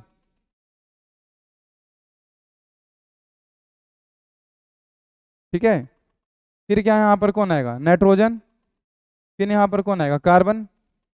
तो 1 2 3 4 5, तो बीच में फिर कौन आ जाएगा, नाइट्रोजन। लो हो गया, 1 2 3 4 5 6 हो गया ना भाई। अब देख लो, यहाँ नाइट्रोजन, यहाँ डबल बॉन्ड, नाइट्रोजन यहाँ डबल बॉन्ड, नाइट्रोजन यहाँ डबल बॉन्ड। देख लो। अब देखना, 2 और 1 3 नाइट्रोजन का पूरा, 2 और 1 3, यहाँ पर एक 4 होना चाहिए, तो एक NH2 लगा दिए। अब यहाँ देख लो, 2 और 1 3, अरे यहाँ 4 होना चाहिए, NH2 लगा दिए। अब देख लो, 2 और 1 इधर 3 होना चाहिए, 4, यहाँ पर एक NH2 लगा दिए। क्या दिक्कत हो रहा बोलो, बन गया मेलामाइन। अब फॉर्मल्डिहाइड के साथ करवाओगे तो फॉर्मल्डिहाइड क्या होता है, HC double bond O H, ये बॉन्ड टूटेगा तो यहाँ पर नेगेटिव चार्ज आ जाएगा और ये आपस में जुड़ जाएगा, तो CH2, यहाँ पर नेगेटिव। कार्बन बॉन्ड कितना बनाता है, 4, तो 2 और 1 3, तो एक यहाँ से H ले लेगा, तो CH2, और H कहाँ पे चला जाएगा इसके पास, OH, तो इसका भी H हटेगा। ऐसा ऐसा बहुत सारा जुड़ता रहेगा भैया। सेम टू सेम यहाँ भी है, CH2, ऑक्सीजन यहाँ बहुत सारा जुड़ता जाएगा। सेम टू सेम यहाँ से भी H हटेगा, CH2 जुड़ता चला जाएगा। सेम टू सेम इधर जुड़ता चला जाएगा। क्या दिक्कत हो रहा बताओ भाई, इतना आसान आसान चैप्टर में भी अगर दिक्कत हो रहा है ना यार, तो फिर बहुत दिक्कत है। हम सही बता रहे हैं, सही बता रहे हैं, बहुत दिक्कत है, बहुत दिक्कत है। तो ये मेलामाइन है, मेलामाइन फॉर्मल्डिहाइड्रोजन जो सबसे लास्ट कंडेंसेशन फॉर्मेशन का एग्जांपल है, वो ध्यान से देखो। Nitrogen carbon, nitrogen carbon, alternate रहता है, अल्टरनेट हम डबल बॉन्ड लगा दो, ऑटोमेटिक कार्बन के एक बॉन्ड घट जाएगा, NH2 से पूरा कर दो, फॉर्मल्डिहाइड जाएगा, पाई बॉन्ड टूटेगा, कार्बन प्लस ऑक्सीजन माइनस, यहाँ से H आएगा, वो H बन जाएगा, जाके बॉन्ड बना लेगा बाबू। ऐसा ऐसा जुड़ता हुआ चला जाएगा, ऑक्सीजन इधर से H निकलेगा, इधर से निकलेगा, इधर से निकलेगा, और जो बनेगा उसको मेलामाइन फॉर्मल्डिहाइड बोलेंगे, क्योंकि मेलामाइन से और फॉर्मल्डिहाइड से बना हुआ है। एग्जाम्पल का बात करें, it is use to make in unbreakable cup, जो जो कप नहीं तोड़ा जा सकता वैसा कप बनाने के लिए इस्तेमाल किया जाता है। It is use to make unbreakable cup. बोलो कोई दिक्कत, बोला जाए भाई कोई दिक्कत? नहीं सर कोई दिक्कत नहीं। Natural rubber, it is the polymer of isoprene. Natural rubber जो है किसका पॉलीमर है वो ध्यान में रखना, आइसोप्रीन, आइसोप्रीन। और कितना बेहतरीन एग्जांपल देखो आइसोप्रीन का, ये मेरा जो नेम है वो IUPAC नेम नहीं, कॉमन नेम है। IUPAC नेम क्या हो जाएगा, चाहे इधर से गिनो चाहे इधर से गिनो, बताओ किधर से गिनेगा, इधर से गिनेंगे तो क्या हो जाएगा, देखो बना के दिखाते हैं। CH2 double bond CH3, CH2 double bond CH2, इसका IUPAC नेम लिखो, आ जाओ। 1 2 3 4, नाम क्या हो जाएगा, 2 मिथाइल, और 1 2 3 4, 4 को क्या बोलेंगे, ब्यूट, 2 बार डबल बॉन्ड इसलिए A लगाएंगे, ब्यूटा। और 1 और 2 में छोटा कौन, 1, 3 और 4 में छोटा कौन, 3, डबल बॉन्ड है तो डाई एन। इसी इसी को हम ऐसा लिख सकते हैं, 2 मिथाइल, 1 3 को बाहर ले आओ तो 1 3 ब्यूटाडाइन। याद रखना, इसी का कॉमन नेम होता है आइसोप्रीन, आइसोप्रीन। ठीक है। अब इसका बॉन्ड टूटेगा, अगर अगर इसका बॉन्ड टूटता है, सुना ध्यान से, अगर इसका पाई बॉन्ड टूटेगा तो मान लो कि ये नेगेटिव, तो ये क्या होगा, पॉजिटिव। अब यहाँ पर उल्टा मानेंगे, अगर इसका पाई बॉन्ड टूटेगा तो इस बार ये नेगेटिव, ये पॉजिटिव। कोई मान सकते हो, अगर यहाँ पॉजिटिव मानता तो यहाँ नेगेटिव मानता, ये वाला टूटता तो फिर यहाँ नेगेटिव मानता तो यहाँ पॉजिटिव मानते। सिंपल सी बात है। तो प्लस माइनस में सबसे पहले तो बॉन्ड बना लेगा ये C, और ये CH का बॉन्ड टूट गया, CH2, इसका एक CH3 ऊपर में है, और इसका भी एक बॉन्ड टूट गया CH2, इसका पाई बॉन्ड टूटा CH2, इस पर कौन सा चार्ज है, नेगेटिव, इसका प्लस इसका पास माइनस, आपस में क्या बना लेगा, डबल बॉन्ड, इसके पास कौन सा चार्ज है, प्लस। इसी को हम ऐसा लिख सकते हैं, कार्बन डबल बॉन्ड कार्बन, दिखा दिए, एक तरफ H और एक तरफ CH2। अभी इसके पास बॉन्ड पूरा नहीं हो रहा, मतलब इधर जुटेगा इन मात्रा में। फिर इधर देख लो, एक तरफ कौन है CH3, एक तरफ CH3, एक तरफ कौन है CH2, एक तरफ CH2, इसका भी बॉन्ड पूरा नहीं, इसका मतलब n मात्रा में जुटेगा। इसी को हम लोग बोलते हैं नेचुरल रबर, नेचुरल रबर, देख सकते हो। जो नाम जो देखो, जो 2 मिथाइल ब्यूटा 1,3-डाइन, जिसको 2 मिथाइल 1,3-ब्यूटाडाइन बोल रहे हैं, बस उसका पाई बॉन्ड तोड़ेगा तो ऑटोमेटिक यहाँ पे डबल बॉन्ड आ जाएगा, एक बॉन्ड इधर घटेगा, एक बॉन्ड इधर घटेगा। उसी को हम ऐसा दिखा दिए सीज और ट्रांस के फॉर्म में। ये देखो, आ गया बात समझ में? तो ये क्वेश्चन कभी नहीं आता है कि बताओ नेचुरल पॉलीमर किसे कहते हैं। क्वेश्चन सिर्फ इतना ही आता है कि बताओ नेचुरल रबर का, natural rubber it is the polymer of isoprene. Natural rubber का पॉलीमर कौन होता है? तो आइसोप्रीन। नेचुरल रबर का पॉलीमर आइसोप्रीन, देख सकता है। यहाँ पर डबल बॉन्ड बना लेगा, बाकी बात एक CH2 इधर आ जाएगा, एक CH2 इधर आ जाएगा, जिसका बॉन्ड पूरा नहीं होगा तो ये अपना जुड़ता चलाएगा, कोई दिक्कत नहीं। बोलो कोई दिक्कत? कोई दिक्कत नहीं। सर कंडेंसेशन में तुमको बता दिए नायलॉन 6 नायलॉन 6, उसके अलावा टेरिलीन, उसके अलावा बेकालाइट और मेलामैन फॉर्मल्डिहाइड रेजिन। उसके अलावा एक अलग टॉपिक का स्टार्ट हुआ है, natural rubber. Natural rubber is the polymer of isoprene. Isoprene किसको बोलते हैं? तो सर 2 मिथाइल 1,3-ब्यूटाडाइन को। अगर किसी को दिक्कत हो रहा था नाम लिख देते हैं, 2 मिथाइल 1,3-ब्यूटाडाइन, या तो ब्यूटा 1,3-डाइएनी, जो पढ़ना है पढ़ो, 1,3 को हम बाहर भी ला सकते हैं। विच of the following is not a condensation polymer? इनमें से कौन सा जो कंडेंसेशन पॉलीमर नहीं है? ग्लिप्टल, नायलॉन 6 है, डेक्रोन है, PTFE, पोली टेट्राफ्लोरोइथिन। नहीं नहीं नहीं नहीं, ग्लिप्टल भी है, नायलॉन 6 भी है, ये समझ में आ रहा? पोली टेट्राफ्लोरोइथिन, ना ना, पोली टेट्राफ्लोरोइथिन मेरा एडिशन था जिसको टेफ्लॉन बोलते थे, तो ये नहीं है बाबू। अगला, condensation polymerisation among the flowing, इनमें से कौन सा कंडेंसेशन है? टेफ्लॉन? ना ना ना, यही तो था पोली टेट्राफ्लोरोइथेन। पोलीथीन ना, पॉलीविनाइल क्लोराइड नहीं, डेक्रोन। डेक्रोन किसको बोलते हैं? टेरिलीन को। टेरिलीन जो है मिल करवाना है किससे? दो चीज से, एक ट्रेप्थेलिक एसिड और एक इथिलीन ग्लाइकोल। चलो आ जाओ। विच one of the following is a natural polymer? Natural polymer कौन होता है? प्रोटीन, नायलॉन 6 बुनाइन, भैया टेरिलीन, ना ना ना, अभी तो देखे दो चीज से मिलकर बनता है, terephthalic acid, ethylene glycol. Buna S synthetic rubber है। नायलॉन 6 ना ना ना, ये भी नेचुरल नहीं है। नेचुरल कौन होता है? प्रोटीन। प्रोटीन हम लोग बनाते नहीं है, नेचुरली पाया जाता है। प्रोटीन किसका पॉलीमर है? तो सर प्रोटीन जो है ना सर, अल्फा अमीनो एसिड का है, बिल्कुल सही बात है बाबू। उसके अलावा अक्रेंस, आखिर जो नेचुरल पॉलीमर जो है, जो मोनोमर हो रहा है उसका आइसोप्रीन, ये कहाँ पाया जाता है? तो उसका पाया जाने की बात करते हैं। Natural rubber occurs in colloidal state, in latex of rubber plant. देखो, नेचुरल रबर जो है वो कोलाइडल स्टेट में पाया जाता है, बोले ना सॉल्यूशन 3 प्रकार का, याद है? True solution, colloidal solution, suspension solution. जिस सॉल्यूशन का सॉल्यूट का पार्टिकल का साइज 1 नैनोमीटर से छोटा होता है तो ट्रू सॉल्यूशन बोलते हैं। 1 नैनोमीटर से 1,000 नैनोमीटर के बीच में होता है उसको कोलाइडल सॉल्यूशन बोलते हैं, और जिसका 1,000 नैनोमीटर से बड़ा होता है उसको हम लोग सस्पेंशन सॉल्यूशन बोलते हैं। तो जो नेचुरल रबर होता है उसमें जो मिक्सचर होता है वो कोलाइडल स्टेट में पाया जाता है, यानी एक उसका पार्टिकल का साइज 1 नैनोमीटर से 1,000 नैनोमीटर होगा मोनोमर का। और ये रबर प्लांट का लेटेक्स में पाया जाता है। लेटेक्स मतलब क्या बोलते हैं उसको, तना? अरे लेटेक्स में पाया जाता है यार, प्लांट का लेटेक्स मतलब, ये क्या हो गया? लेटेक्स कैसे समझाए हो? कैसे समझाए लेटेक्स क्या होता है? अरे लेटेक्स मतलब, भाई मान लेना यार, लेटेक्स मतलब, हम्म, बड़ा तकलीफ है, कैसे बता?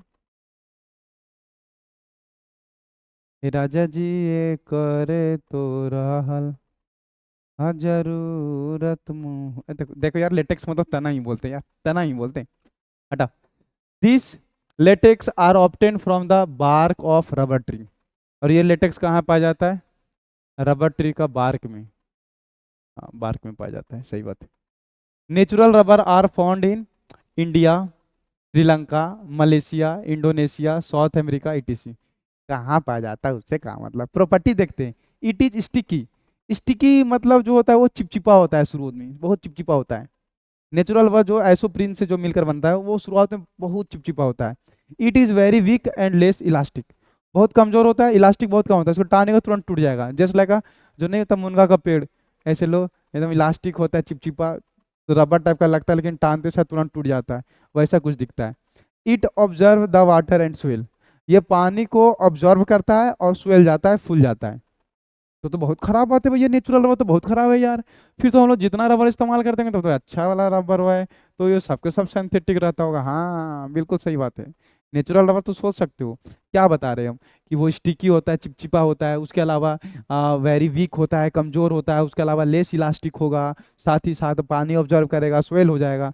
तो सर उसमें तो सुधार करते होंगे ना सर, किसी बात कर रही है, बिना सुधार किए उसका यूज थोड़ू करते होंगे। बिल्कुल सही बात है। तो जो नेचुरल रबर में सुधार करते हैं उसी को हम लोग बोलते हैं vulcanization of rubber. Vulcanization of rubber, rubber में सुधार कैसे सुधार करते हैं वो समझना। अब क्वेश्चन 2 नंबर में आता है, what is vulcanization of rubber. क्या होता है vulcanization of rubber, what do you mean by vulcanization of rubber. Vulcanization of rubber से आप क्या समझते हैं, देखो क्या बोलता है, the process of improving the properties of natural rubber, कि जो प्रॉपर्टी इसका खराब है, स्टिकी है, लेस इलास्टिक है, वाटर को एब्जॉर्ब करके स्वेल हो जा रहा, जो वीक है उसको प्रॉपर्टी में जो सुधार करते हैं, the process of improving the properties of natural rubber, natural rubber का प्रॉपर्टी में जो हम लोग सुधार करते हैं, जो सुधार करने का प्रक्रिया होता है, by heating with 5% of sulphur up to 373 kelvin to 515 kelvin is known is called vulcanization of rubber.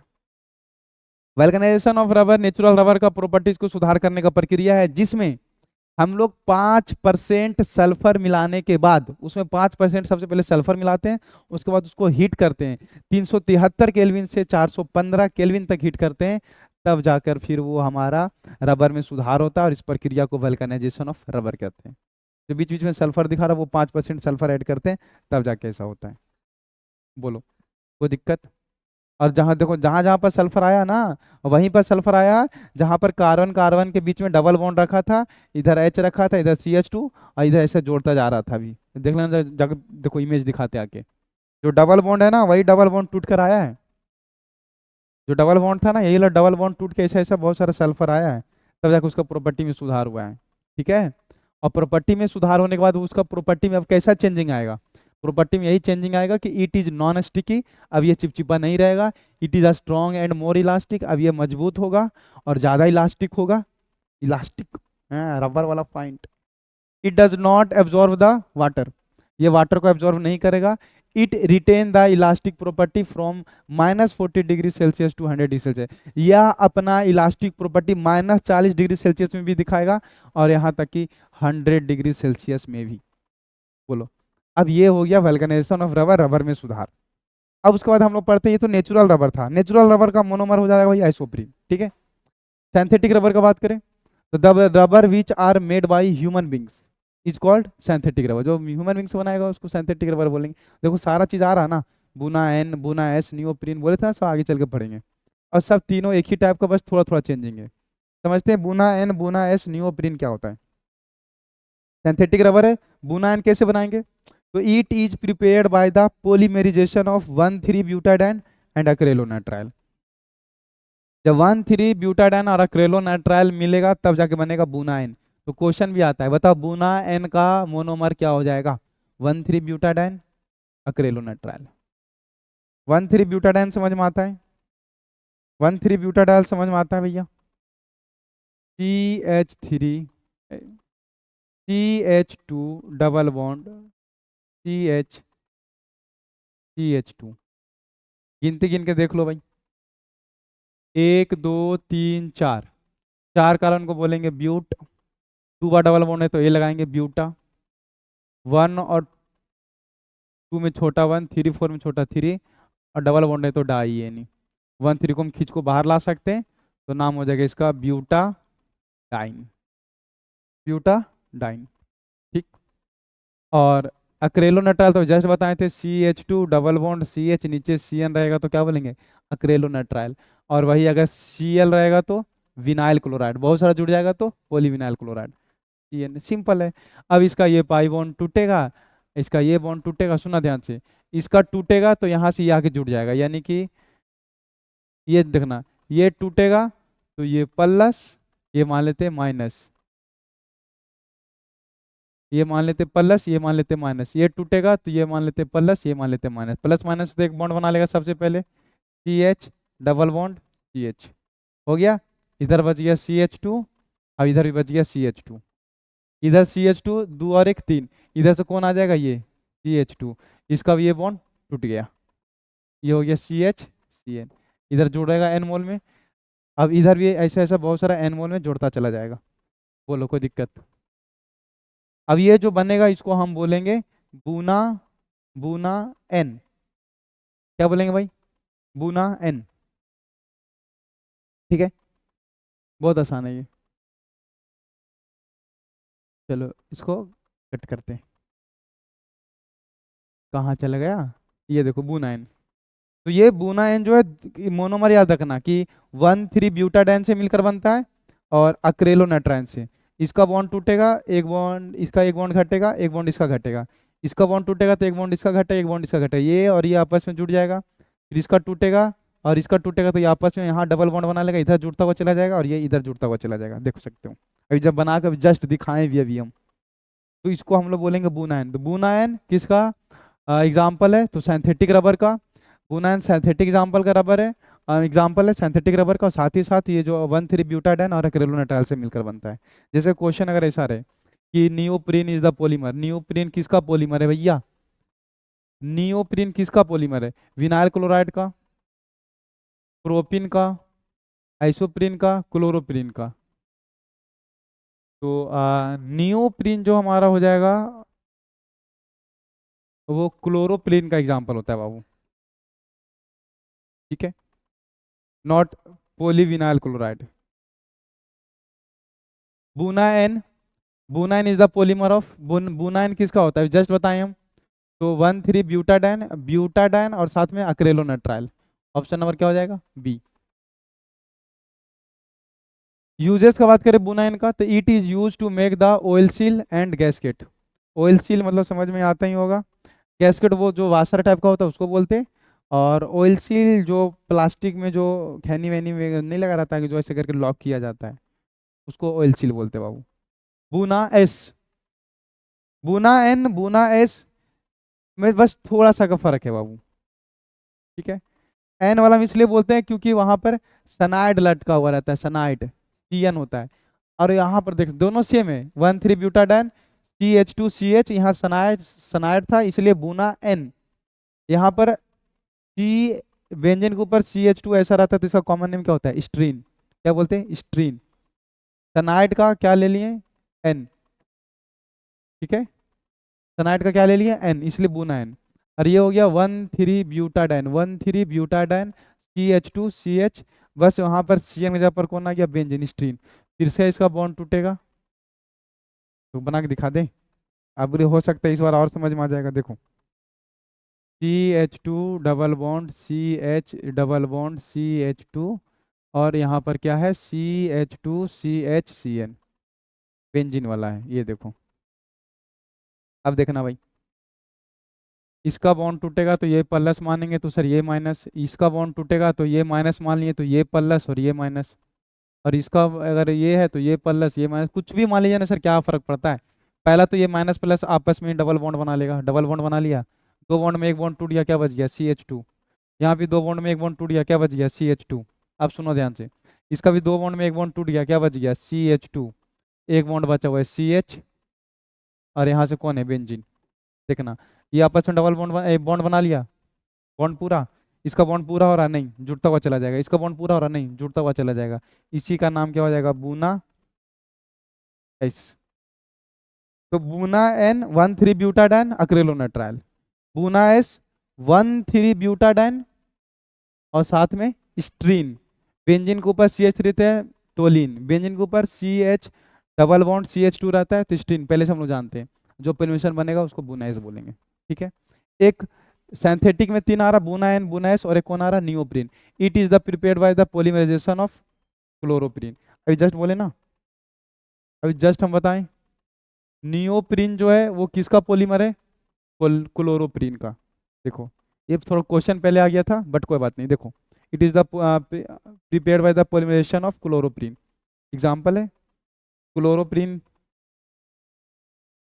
अरे देख सकते हो यार, आइसोप्रीन, क्लोरोप्रीन, सिंपल सा बात है। नेचुरल रबर किसका होता है? तो सर आइसोप्रीन का। ये कौन सा रहेगा? तो क्लोरोप्रीन का। दोनों आसान है। आइसोप्रीन क्लोरोप्रीन में क्या फर्क है? आइसोप्रीन का फिगर कैसा हो रहा था? तो हो रहा था ना sir, CH2 double bond CH3, और यहाँ पर हो रहा था CH डबल बॉन्ड CH2। इसी का नाम हो रहा था आइसोप्रीन। फिगर याद रखना, कितना आसान है यार, पता नहीं तुम लोग क्या सोचते हो। क्लोरोप्रीन देख लो, सेम टू सेम है, CH2 C, यहाँ पर Cl आ जाएगा, CH डबल बॉन्ड CH2, ये लो, ये हो गया क्लोरोप्रीन। वो आइसोप्रीन, ये क्लोरोप्रीन। बोलो क्या दिक्कत है? अब बनने का तरीका सेम है। कि अभी अब देखना, फिर से वही बात आएगा कि इसका बॉन्ड टूटेगा तो ये नेगेटिव मान लो, ये पॉजिटिव मान लो, इसका बॉन्ड टूटेगा तब ये नेगेटिव मान लो, ये पॉजिटिव मान लो। नेगेटिव पॉजिटिव, नेगेटिव और पॉजिटिव आपस में क्या बना लेगा? Double bond. CH CH2 इधर जोड़ता हुआ चला जाएगा एनमोल में। इधर एक कौन रह गया? Cl। इसका भी एक बॉन्ड टूट गया है, बच गया है कितना? एक बॉन्ड, क्योंकि एक बॉन्ड तो टूट गया है। और ये भी इधर का चल जाएगा, जोड़ता हुआ चला जाएगा। इसी को तुम ऐसा लिख दो, कार्बन कार्बन बीच में डबल बॉन्ड, और उसमें एक H है और उसमें एक CH2 है, ऐसा बहुत सारा जोड़ता हुआ चला जाएगा एन मोल में। इस कार्बन की तरफ एक साइड क्लोरीन है और एक साइड में कौन है? CH2। ये भी ऐसा एन मोल में जोड़ता चला जाएगा। लो, ये हो गया नियोप्रीन। क्या दिक्कत है? अगर आइसोप्रीन से बन रहा नेचुरल रबर, क्लोरोप्रीन से बन रहा, तो भैया उसको बोलेंगे सिंथेटिक रबर, जो कि नियोप्रीन बनता है। कोई दिक्कत? बोलो कोई दिक्कत?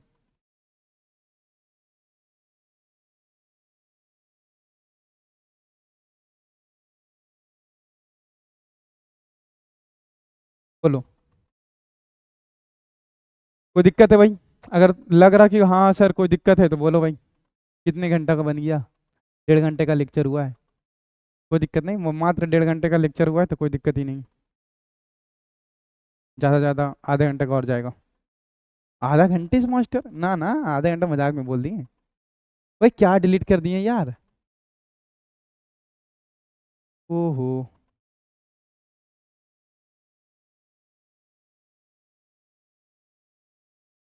क्या डिलीट कर दिया मैं? बैक आ सकते हैं क्या? आ गया बैक? ओह वाह, हमको तो इसको डिलीट करना था भाई।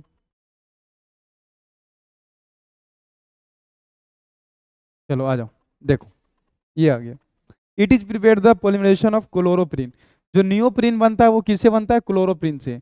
और नेचुरल रबर किससे बनता है? आइसोप्रीन से। दोनों सेम है, देखो बन गया भाई। It is use to make conveyor belt. इसका इस्तेमाल कन्वेयर बेल्ट बनाने में करते हैं। कन्वेयर बेल्ट समझ में आता ही होगा, और नहीं समझ में आता है तो जब मेटलर्जी पढ़ाएंगे तो समझ में आता है। कन्वेयर बेल्ट एक ऐसा बेल्ट होता है जिसमें मैग्नेटिक प्रॉपर्टीज भी होता है। या तो ऐसा समझ लो कि गेहूं एहूं नहीं जानता है पिसवाने के लिए, पहले चलता था डीजल से, जनरेटर से। नहीं नहीं, ਕੀ बोलते हैं उसको? जनरेटर बोलते हैं। तो पट्टा बिछा के, अब तो इलेक्ट्रिक वाला आ गया है ना, पट्टा लगा कर एकदम ऐसे जो पट्टा रहता था ना पट्टा, और जिसे मशीन वो चक्का घूमता था तो मशीन भी घूमता था, और फिर पिसाता था गेहूं। हाँ, उस बेल्ट को हम लोग कन्वेयर बेल्ट बोलते हैं, ठीक है? तो कन्वेयर बेल्ट बनाने में इस्तेमाल करते हैं। तू डिलीट हो जा भाई, तू कोई काम का नहीं, बच्चे लोग समझ गए, समझदार बच्चे हैं। द मोनोमर ऑफ बुनाइस, बुनाइन का 1,3-ब्यूटाडाइन, और उसका जो हो रहा था अक्रेलोनाट्राइन। बुनाइस का 1,3-ब्यूटाडाइन और स्ट्रीन। तो कहीं तो मिलेगा? कुछ नहीं मिल रहा, केवल ब्यूटाडाइन मिल रहा, छूट गया होगा।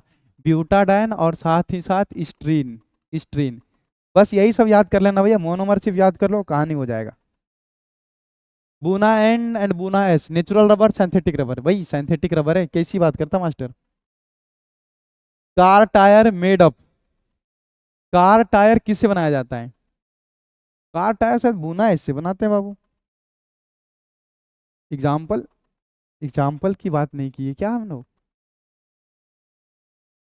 ये देखो, बूना एस, बूना एस। बनाने का तरीका तो सेम ही था, लेकिन it is use to making the tyres, footwear, belt, gasket. तो भैया हमको पूछ रहा है कि टायर बनाने में किसका इस्तेमाल करते हैं, तो टायर बनाने में किसका इस्तेमाल करते हैं? बूना रबर का, चाहे बूना एन हो चाहे बूना एस हो। विच among the following is not an example of elastomer, इनमें से कौन सा जो एग्जाम्पल नहीं है इलास्टोमर का? Buna S, Buna N, neoprene, Teflon. Elastomer मतलब जिसके पास इलास्टिक नेचर हो, इलास्टिक नेचर, इलास्टिक, इलास्टिक बोले थे ना। Elastomer, fibre, thermosetting, thermoplastic. Buna S, Buna N, neoprene. कौन नहीं होगा? टेफ्लोन। अब आता है बायोडिग्रेडेबल पॉलीमर। कौन सा ऐसा पॉलीमर है जो बायोडिग्रेडेबल होता है?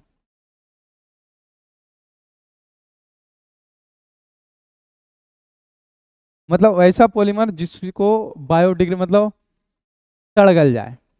आ जाओ। Synthetic polymer are generally non biodegradable polymer, मतलब सिंथेटिक पॉलीमर जनरली बायोडिग्रेडेबल नहीं होता है। It remains in environment for a long time, causes environmental pollution, जो कि ये बहुत ही लंबे टाइम्स के लिए इन्वायरमेंट में रहता है, जो कि एक पोल्यूशन करता है। सम कॉमन बायोडिग्रेडेबल पॉलीमर, कुछ कॉमन बायोडिग्रेडेबल पॉलीमर है, कुछ ऐसे पॉलीमर है जो बायोडिग्रेडेबल है, जो सड़ गल सकता है। हैव बीन प्रिपेयर्ड, जो कि तैयार किया गया है। एग्जाम्पल में PHBV, पोली बीटा हाइड्रोक्सी ब्यूट्रेट, या बीटा हाइड्रोक्सी वेलेरेट। ब्यूटरेट और वेलेरेट क्या होता है ये समझते हैं बाबू, दोनों समझते हैं। बायोडिग्रेडेबल पॉलीमर दो प्रकार का, एक PHBV और एक जो होगा नायलॉन 2 और नायलॉन 6, दोनों समझाते हैं। अब जो हम बोल रहे हैं कि बीटा हाइड्रोक्सी ब्यूटरेट और बीटा हाइड्रोक्सी वेलेरेट क्यों बोल रहे हैं वो समझना। It is the prepared by the condensation polymerization, ये भी जो है वो कंडेंसेशन पॉलीमराइजेशन से बनेगा। कंडेंसेशन पॉलीमराइजेशन मतलब कहने का मतलब हो गया कि कुछ मॉलिक्यूल्स बाहर निकालने के बाद ही आपस में जुटेगा। ठीक है सर, कैसे जुटेगा वो समझते हैं। आ जाओ, आ जाओ भाई। देखो कैसे कौन कौन सा मिलकर कंडेंसेशन पॉलीमराइजेशन है, तो एक बीटा हाइड्रोक्सी ब्यूट्रिक एसिड और एक होगा बीटा हाइड्रोक्सी वेलेरिक एसिड। तुम लोगों को पता होगा कि नहीं पता तो हम बता देते कि एक कार्बन को हम फॉर्म बोलते थे कॉमन नेम में, दो कार्बन को हम लोग एसिड बोलते थे, तीन कार्बन को हम लोग प्रोपियोन बोलते थे, चार कार्बन को ब्यूट्री बोलते थे और पांच कार्बन को वेलेर बोलते थे। एक कार्बन को फॉर्म, दो को एसिड, तीन को क्या बोलते थे? प्रोपियोन, चार को ब्यूट्री और पांच को वेलेर। इसको अब आई सी लास्ट में लगे मतलब कार्बोक्सिलिक एसिड। देखो देखना ध्यान से, एक अलग किससे गिन देते हैं बाबू, ये लो, एक, दो, तीन, ठीक है, समझना। एक, दो, तीन, अब फिर नीचे आ जाएंगे तो कितना हो जाएगा? चार। अब ये फंक्शनल ग्रुप, सुनो ध्यान से, COOH मेरा ये फंक्शनल ग्रुप है, तो ये मेरा हो जाएगा अल्फा कार्बन, ये मेरा कौन सा हो जाएगा? Carbon beta. तो देखना कॉमन नेम लिखा हुआ है, अगर इसका IUPAC नेम लिखेंगे तो अलग हो जाएगा। IUPAC नेम नहीं लिखा हुआ है, कॉमन नेम लिखा हुआ है। अगर नहीं समझ में आ रहा यहाँ पे, अगर यहाँ नहीं समझ में आ रहा तो देखो हम अलग से दिखा देते हैं, लेकिन समझ में आना चाहिए। देखो C डबल बॉन्ड OH, ठीक है, CH2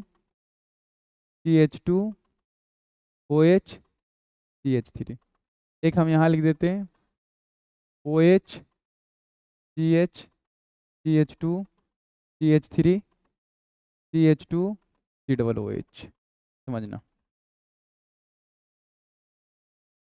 ये C double OH functional group, तो ये अल्फा कार्बन, ये बीटा कार्बन। इसका नाम हो सकता है, बीटा पर अल्कोहल है तो नाम क्या हो जाएगा? Beta hydroxy. और एक, दो, तीन, चार, चार कार्बन क्या बोलते हैं? कॉमन नेम में ब्यूटीर, और लास्ट में क्या लगेगा? IC, butyric acid. उसी तरह इसका, ये मेरा फंक्शनल ग्रुप, तो ये मेरा अल्फा कार्बन, ये मेरा बीटा, तो इसका भी नाम हो जाएगा बीटा हाइड्रोक्सी, ठीक है। और एक, दो, तीन, चार, पाँच, पांच कार्बन को इंग्लिश में क्या बोल, कॉमन नेम क्या बोलते हैं? वेलेर। और कार्बोक्सिलिक एसिड तो आई लगाएंगे, वो तो लगाते नहीं है कॉमन नेम में, तो हो जाएगा एसिड, वेलेरिक एसिड। वरना आईपीएससी नेम लिखना चाहता हूँ, आईपीएससी नेम लिख लो 1 2 3 4, 3 हाइड्रोक्सी, 3 हाइड्रोक्सी ब्यूट, सिंगल मुंडे तो एन और ओइक एसिड, ब्यूटेनोइक एसिड। अरे 1 2 3 4 5 ऐसा लिख सकते हो, 3 hydroxy pentanoic acid, pentanoic acid, बस हो गया भैया। तो जो भैया जो बन रहा PHBV, PHBV पोली पोली बीटा हाइड्रोक्सी ब्यूट्रिक एसिड, पोली हाइड्रोक्सी वेलेरिक एसिड, पूरा फुल फॉर्म नाम है इसका, मतलब दोनों का सिर्फ नाम ही लिखा हुआ है। अब देखना एन मात्रा में रहेगा तो इसका OH और इसका H एक बाहर निकल जाएगा भैया, बाहर क्या निकल जाएगा, H2O। बनेगा क्या, तो देख लेना, तो बनेगा सर इधर से भी मेरा जो बाहर निकलेगा वो क्या निकलेगा, OH निकले H निकल जाएगा, मतलब इसको रहने देता है, अभी छोड़ा हटाओ, CH, CH3, CH2, carbon double bond oxygen, यहाँ से ऑक्सीजन बचा हुआ है H और यहाँ से OH निकल गया है, तो यहाँ से बच कौन जाएगा, CH, CH2 और इधर से CH3, फिर से इधर से कौन रह जाएगा, CH2, फिर से इधर से डबल बॉन्ड CO, इधर से मेरा निकलता चला जाएगा तो इधर भी N मात्रा में जुड़ जाएगा, यहाँ से भी H हटेगा और इधर से भी मेरा N मात्रा में जुड़ता चला जाएगा, जो बनेगा उसको हम लोग यही बोलते हैं, और यही बात इसमें लिखा गया है, देख सकते हो। देखो इसका OH वाला जो है ये H उधर से निकल जाएगा, इधर और भी जुड़ता चला जाएगा, इधर जो लास्ट में OH है ये OH हट जाएगा, ये भी जुड़ता हुआ चला जाएगा, और देखो दोनों का सिर्फ एक का OH और एक का H बाहर निकलेगा, H2O, C OOR, C OOR। इसमें भी जो हमको फंक्शनल ग्रुप मिलता है वो ईस्टर मिलता है, कंडेंसेशन पॉलीमराइजेशन है, और इसमें भी कौन सा मिलता है, ईस्टर। तो बायोडिग्रेडेबल पॉलीमर दो प्रकार का,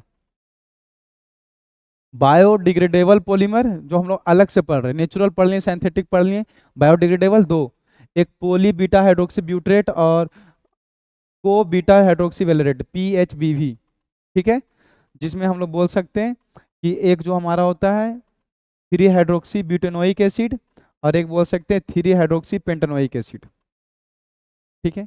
ये तो कॉमन नेम बोलो, beta hydroxy butyric acid, beta hydroxy valeric acid, और नहीं तो आईपीएससी नेम बोलो 3 हाइड्रोक्सी ब्यूटेनोइक एसिड, या तो 3 हाइड्रोक्सी पेटेनोइक एसिड। बाहर निकलेगा H2O, जो भी बनेगा भैया इसको बोलेंगे PHBV।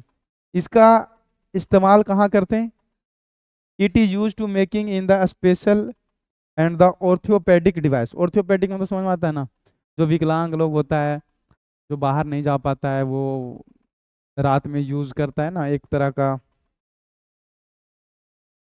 पैम्पर्स टाइप का होता है बाबू, पैम्पर्स टाइप का होता है, उसको वो इलाज वो सड़ गल जाता है, बायोडिग्रेडेबल पॉलीमर होता है, पैम्पर्स टाइप का होता है, समझ जाना हम क्या बोलना चाह रहे हैं। तो ऑर्थोपेडिक डिवाइस,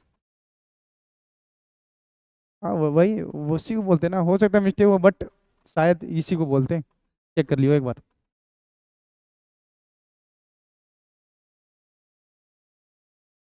उसके बाद एक nylon 2 nylon 6, nylon 2 nylon 6, it is prepared by the condensation polymerization of glycine and amino caproic acid. जो नायलॉन 2 और नायलॉन 6 है, जो वो ग्लिसिन और अमीनो कैप्रोइक एसिड से मिलकर बनेगा। ग्लिसिन किसको बोलते हैं, कार्बो, देखो CH2COOH, और इसका एक बॉन्ड अमाइन से पूरा कर दो NH2, ग्लिसिन। और कैप्रोइक एसिड किसको बोलते हैं भैया, तो CH2, 5 इधर रह जाए COOH, 5 कार्बन, और एक इधर रह जाए NH2, इसको कैप्रोइक एसिड बोलेंगे। अब इसका OH, अब इसका OH और इसका H समझ ही रहा होगा, इसका OH इसका H बाहर निकल जाएगा, H2 और चिपक जाएगा, तो CONH2। तो भैया हमारा PHBV में जो हमारा रहता है वो एसिडामाइड रहता है, और नायलॉन 2 नायलॉन 6 में सॉरी उसमें ईस्टर रहता है, और नायलॉन 2 नायलॉन 6 में क्या रहता है बाबू, एसिडामाइड, ठीक है, देख सकते हो। ये दो चीज़ से मिलकर बन रहा है, ये दो चीज़ से मिलकर बन रहा, एक ग्लीसिन और एक कैप्रोइक एसिड, फॉर्मूला देख सकते हो, 6 carbon 1 amine, 2 carbon 1 amine, 2 carbon 1 amine glycine, 6 carbon 1 amine caproic acid, और दोनों में कौन सा फंक्शनल ग्रुप रहेगा, कार्बोक्सिलिक एसिड। बोलो कोई दिक्कत, यहीं पर जो है चैप्टर द एंड होता है, और जो कुछ कुछ क्वेश्चन है वो करवाया गया है। जैसे कि एग्जाम्पल ऑफ बायोडिग्रेडेबल, कौन हो जाएगा, PHBV। और भी है, विच of the following is biodegradable polymer, इनमें से कौन सा है जो बायोडिग्रेडेबल होगा, सेलुलोज, पॉलीथीन, PVC, नायलॉन 66। तो भैया इसमें जो है पॉलीविनाइल क्लोराइड होगा नहीं, पॉलीथीन होता नहीं है, नायलॉन 66 भी नहीं होगा, सेलुलोज क्योंकि नेचुरल है तो ये हम लोग खा पी के सही पचा देते हैं, तो हल्के में लेता है। In which of the following polymer nitrogen is present, nitrogen इनमें से कौन सा पॉलीमर में नाइट्रोजन प्रेजेंट रहता है, नाइट्रोजन किस में रहता है, तो एसिडामाइड वाला में। एसिडामाइड कौन कौन बनाता है, नायलॉन बनाता है भैया। बेकालाइट में नहीं होता है, पॉलीविनाइल क्लोराइड में नहीं होता है, टेरिलिन में ईस्टर ग्रुप होता है क्योंकि वो पोलिस्टर है। तो देख लेना नायलॉन में बोले थे ना, एसिडामाइड कौन रखता है, नायलॉन 66, नायलॉन 6, नायलॉन 2, नायलॉन 6 अभी जो बताएं वो। ईस्टर कौन कौन रखेगा, PHBV, उसके अलावा टेरिलिन ईस्टर रख रहा था बाबू, ध्यान देने वाला चीज है ये सब। विच of the following is biodegradable synthetic polymer, इनमें से कौन सा बायोडिग्रेडेबल सिंथेटिक पॉलीमर, PHBV है, बायोडिग्रेडेबल लेकिन सिंथेटिक हो भैया, PHBV, nylon 266, aliphatic, polyester, all of these, तीनों बना सकते हो बाबू। और कुछ इंपॉर्टेंट क्वेश्चन है जो कि ध्यान देने वाली बात है, differentiate between thermoplastic thermosetting polymer, give one example of each, 2 number में आता है, ये भी इंपॉर्टेंट क्वेश्चन है। Name the monomer and right the structure of any two of the following polymer, ये भी क्वेश्चन आता है, 5 नंबर में आता है अगर ऐसा आता है तो, कि मोनोमर लिखना और उसका स्ट्रक्चर लिखना है, PVC, polyvinyl chloride, nylon 66, polythene, polyester, name the monomer of the flowing, मतलब ये जो दिया गया उसी का मोनोमर लिखना था, क्वेश्चन ऊपर नीचे हो गया। What is the function of sulphur in the vulcanization of rubber, vulcanization में ऑफ रबर में सल्फर क्या काम रहता है, जानता ही हो भैया, उसका क्या करता है, स्टिकी से नॉन स्टिकी बनाता है, लेस इलास्टिक से लॉन्ग इलास्टिक बनाता है, जो वाटर सोयल कर रहा था उसको नॉन वाटर सोयल बनता है, मतलब पानी को ना रखे, इलास्टिक नेचर को बढ़ाता है। What do you understand by natural rubber से क्या समझते हो, वल्कनाइजेशन ऑफ रबर से क्या समझते हो, सिंथेटिक रबर से क्या समझते हो, सबका मोनोमर लिख दो, एक्सप्लेन कर दो। Differentiate between thermoplastic polymer and thermosetting polymer, give one example. ये तो क्वेश्चन भरपूर है, ऊपर वाला नीचे वाला में कोई फर्क नहीं है, सेम ही क्वेश्चन है। या तो ऐसा आता है, what are the thermoplastic and thermosetting polymer, give one example, सिर्फ पूछने का तरीका अलग अलग हो सकता है बाबू। What is the polymerization, polymerization क्या होता है, define the term addition polymerization and condensation polymerization, polymerization क्या होता है और एडिशन और कंडेंसेशन पॉलीमराइजेशन डिफाइन करना है, गिव वन एग्जांपल। तो एडिशन जो कि डायरेक्ट अटैच होता है बिना मॉलिक्यूल बाहर किए हुए, कंडेंसेशन जो कुछ मॉलिक्यूल बाहर निकालने के बाद अटैच होता है तो उसको कंडेंसेशन बोलते हैं। और एक एग्जांपल तो भैया एडिशन के अंदर कौन कौन आ जाएगा, तो low density polythene, high density polythene, Teflon आ जाएगा और पॉलीएक्रेलोनेट्राइल आ जाएगा। और कंडेंसेशन में कौन कौन आ जाएगा, नायलॉन 66, नायलॉन 66, नायलॉन 6, उसके अलावा बेकालाइट, टेरिलिन, मेलामाइन, फॉर्मल्डिहाइड रेजिन, हो जाएगा। एग्जांपल बहुत सारा है, उसको एक बार चैप्टर जाकर पढ़िए, कंप्लीट कीजिए, बिल्कुल समझ में आएगा। और अगर लेक्चर अच्छा लगा तो अपने दोस्त यार को जरूर एक बार फॉरवर्ड करेंगे, क्योंकि ये चैप्टर बहुत कम ही लोग पढ़ाए हैं, और बहुत क्योंकि ये आउट ऑफ सिलेबस है तो बहुत सारे को पता भी नहीं होगा, ठीक है। और जो कहीं डॉट रह गया तो कमेंट बॉक्स में लिखना ना भूलो, और तब तक के लिए पढ़ाई करते रहो, मस्त रहो, जहाँ भी रहो अच्छे से रहो, ठीक है। थोड़ा इतना अगर आप सबके लिए मेहनत कर रहे हो तो थोड़ा सा आप लोग भी कोऑपरेटिव बनिए और ज़रूर शेयर कीजिए, ठीक है बाबू।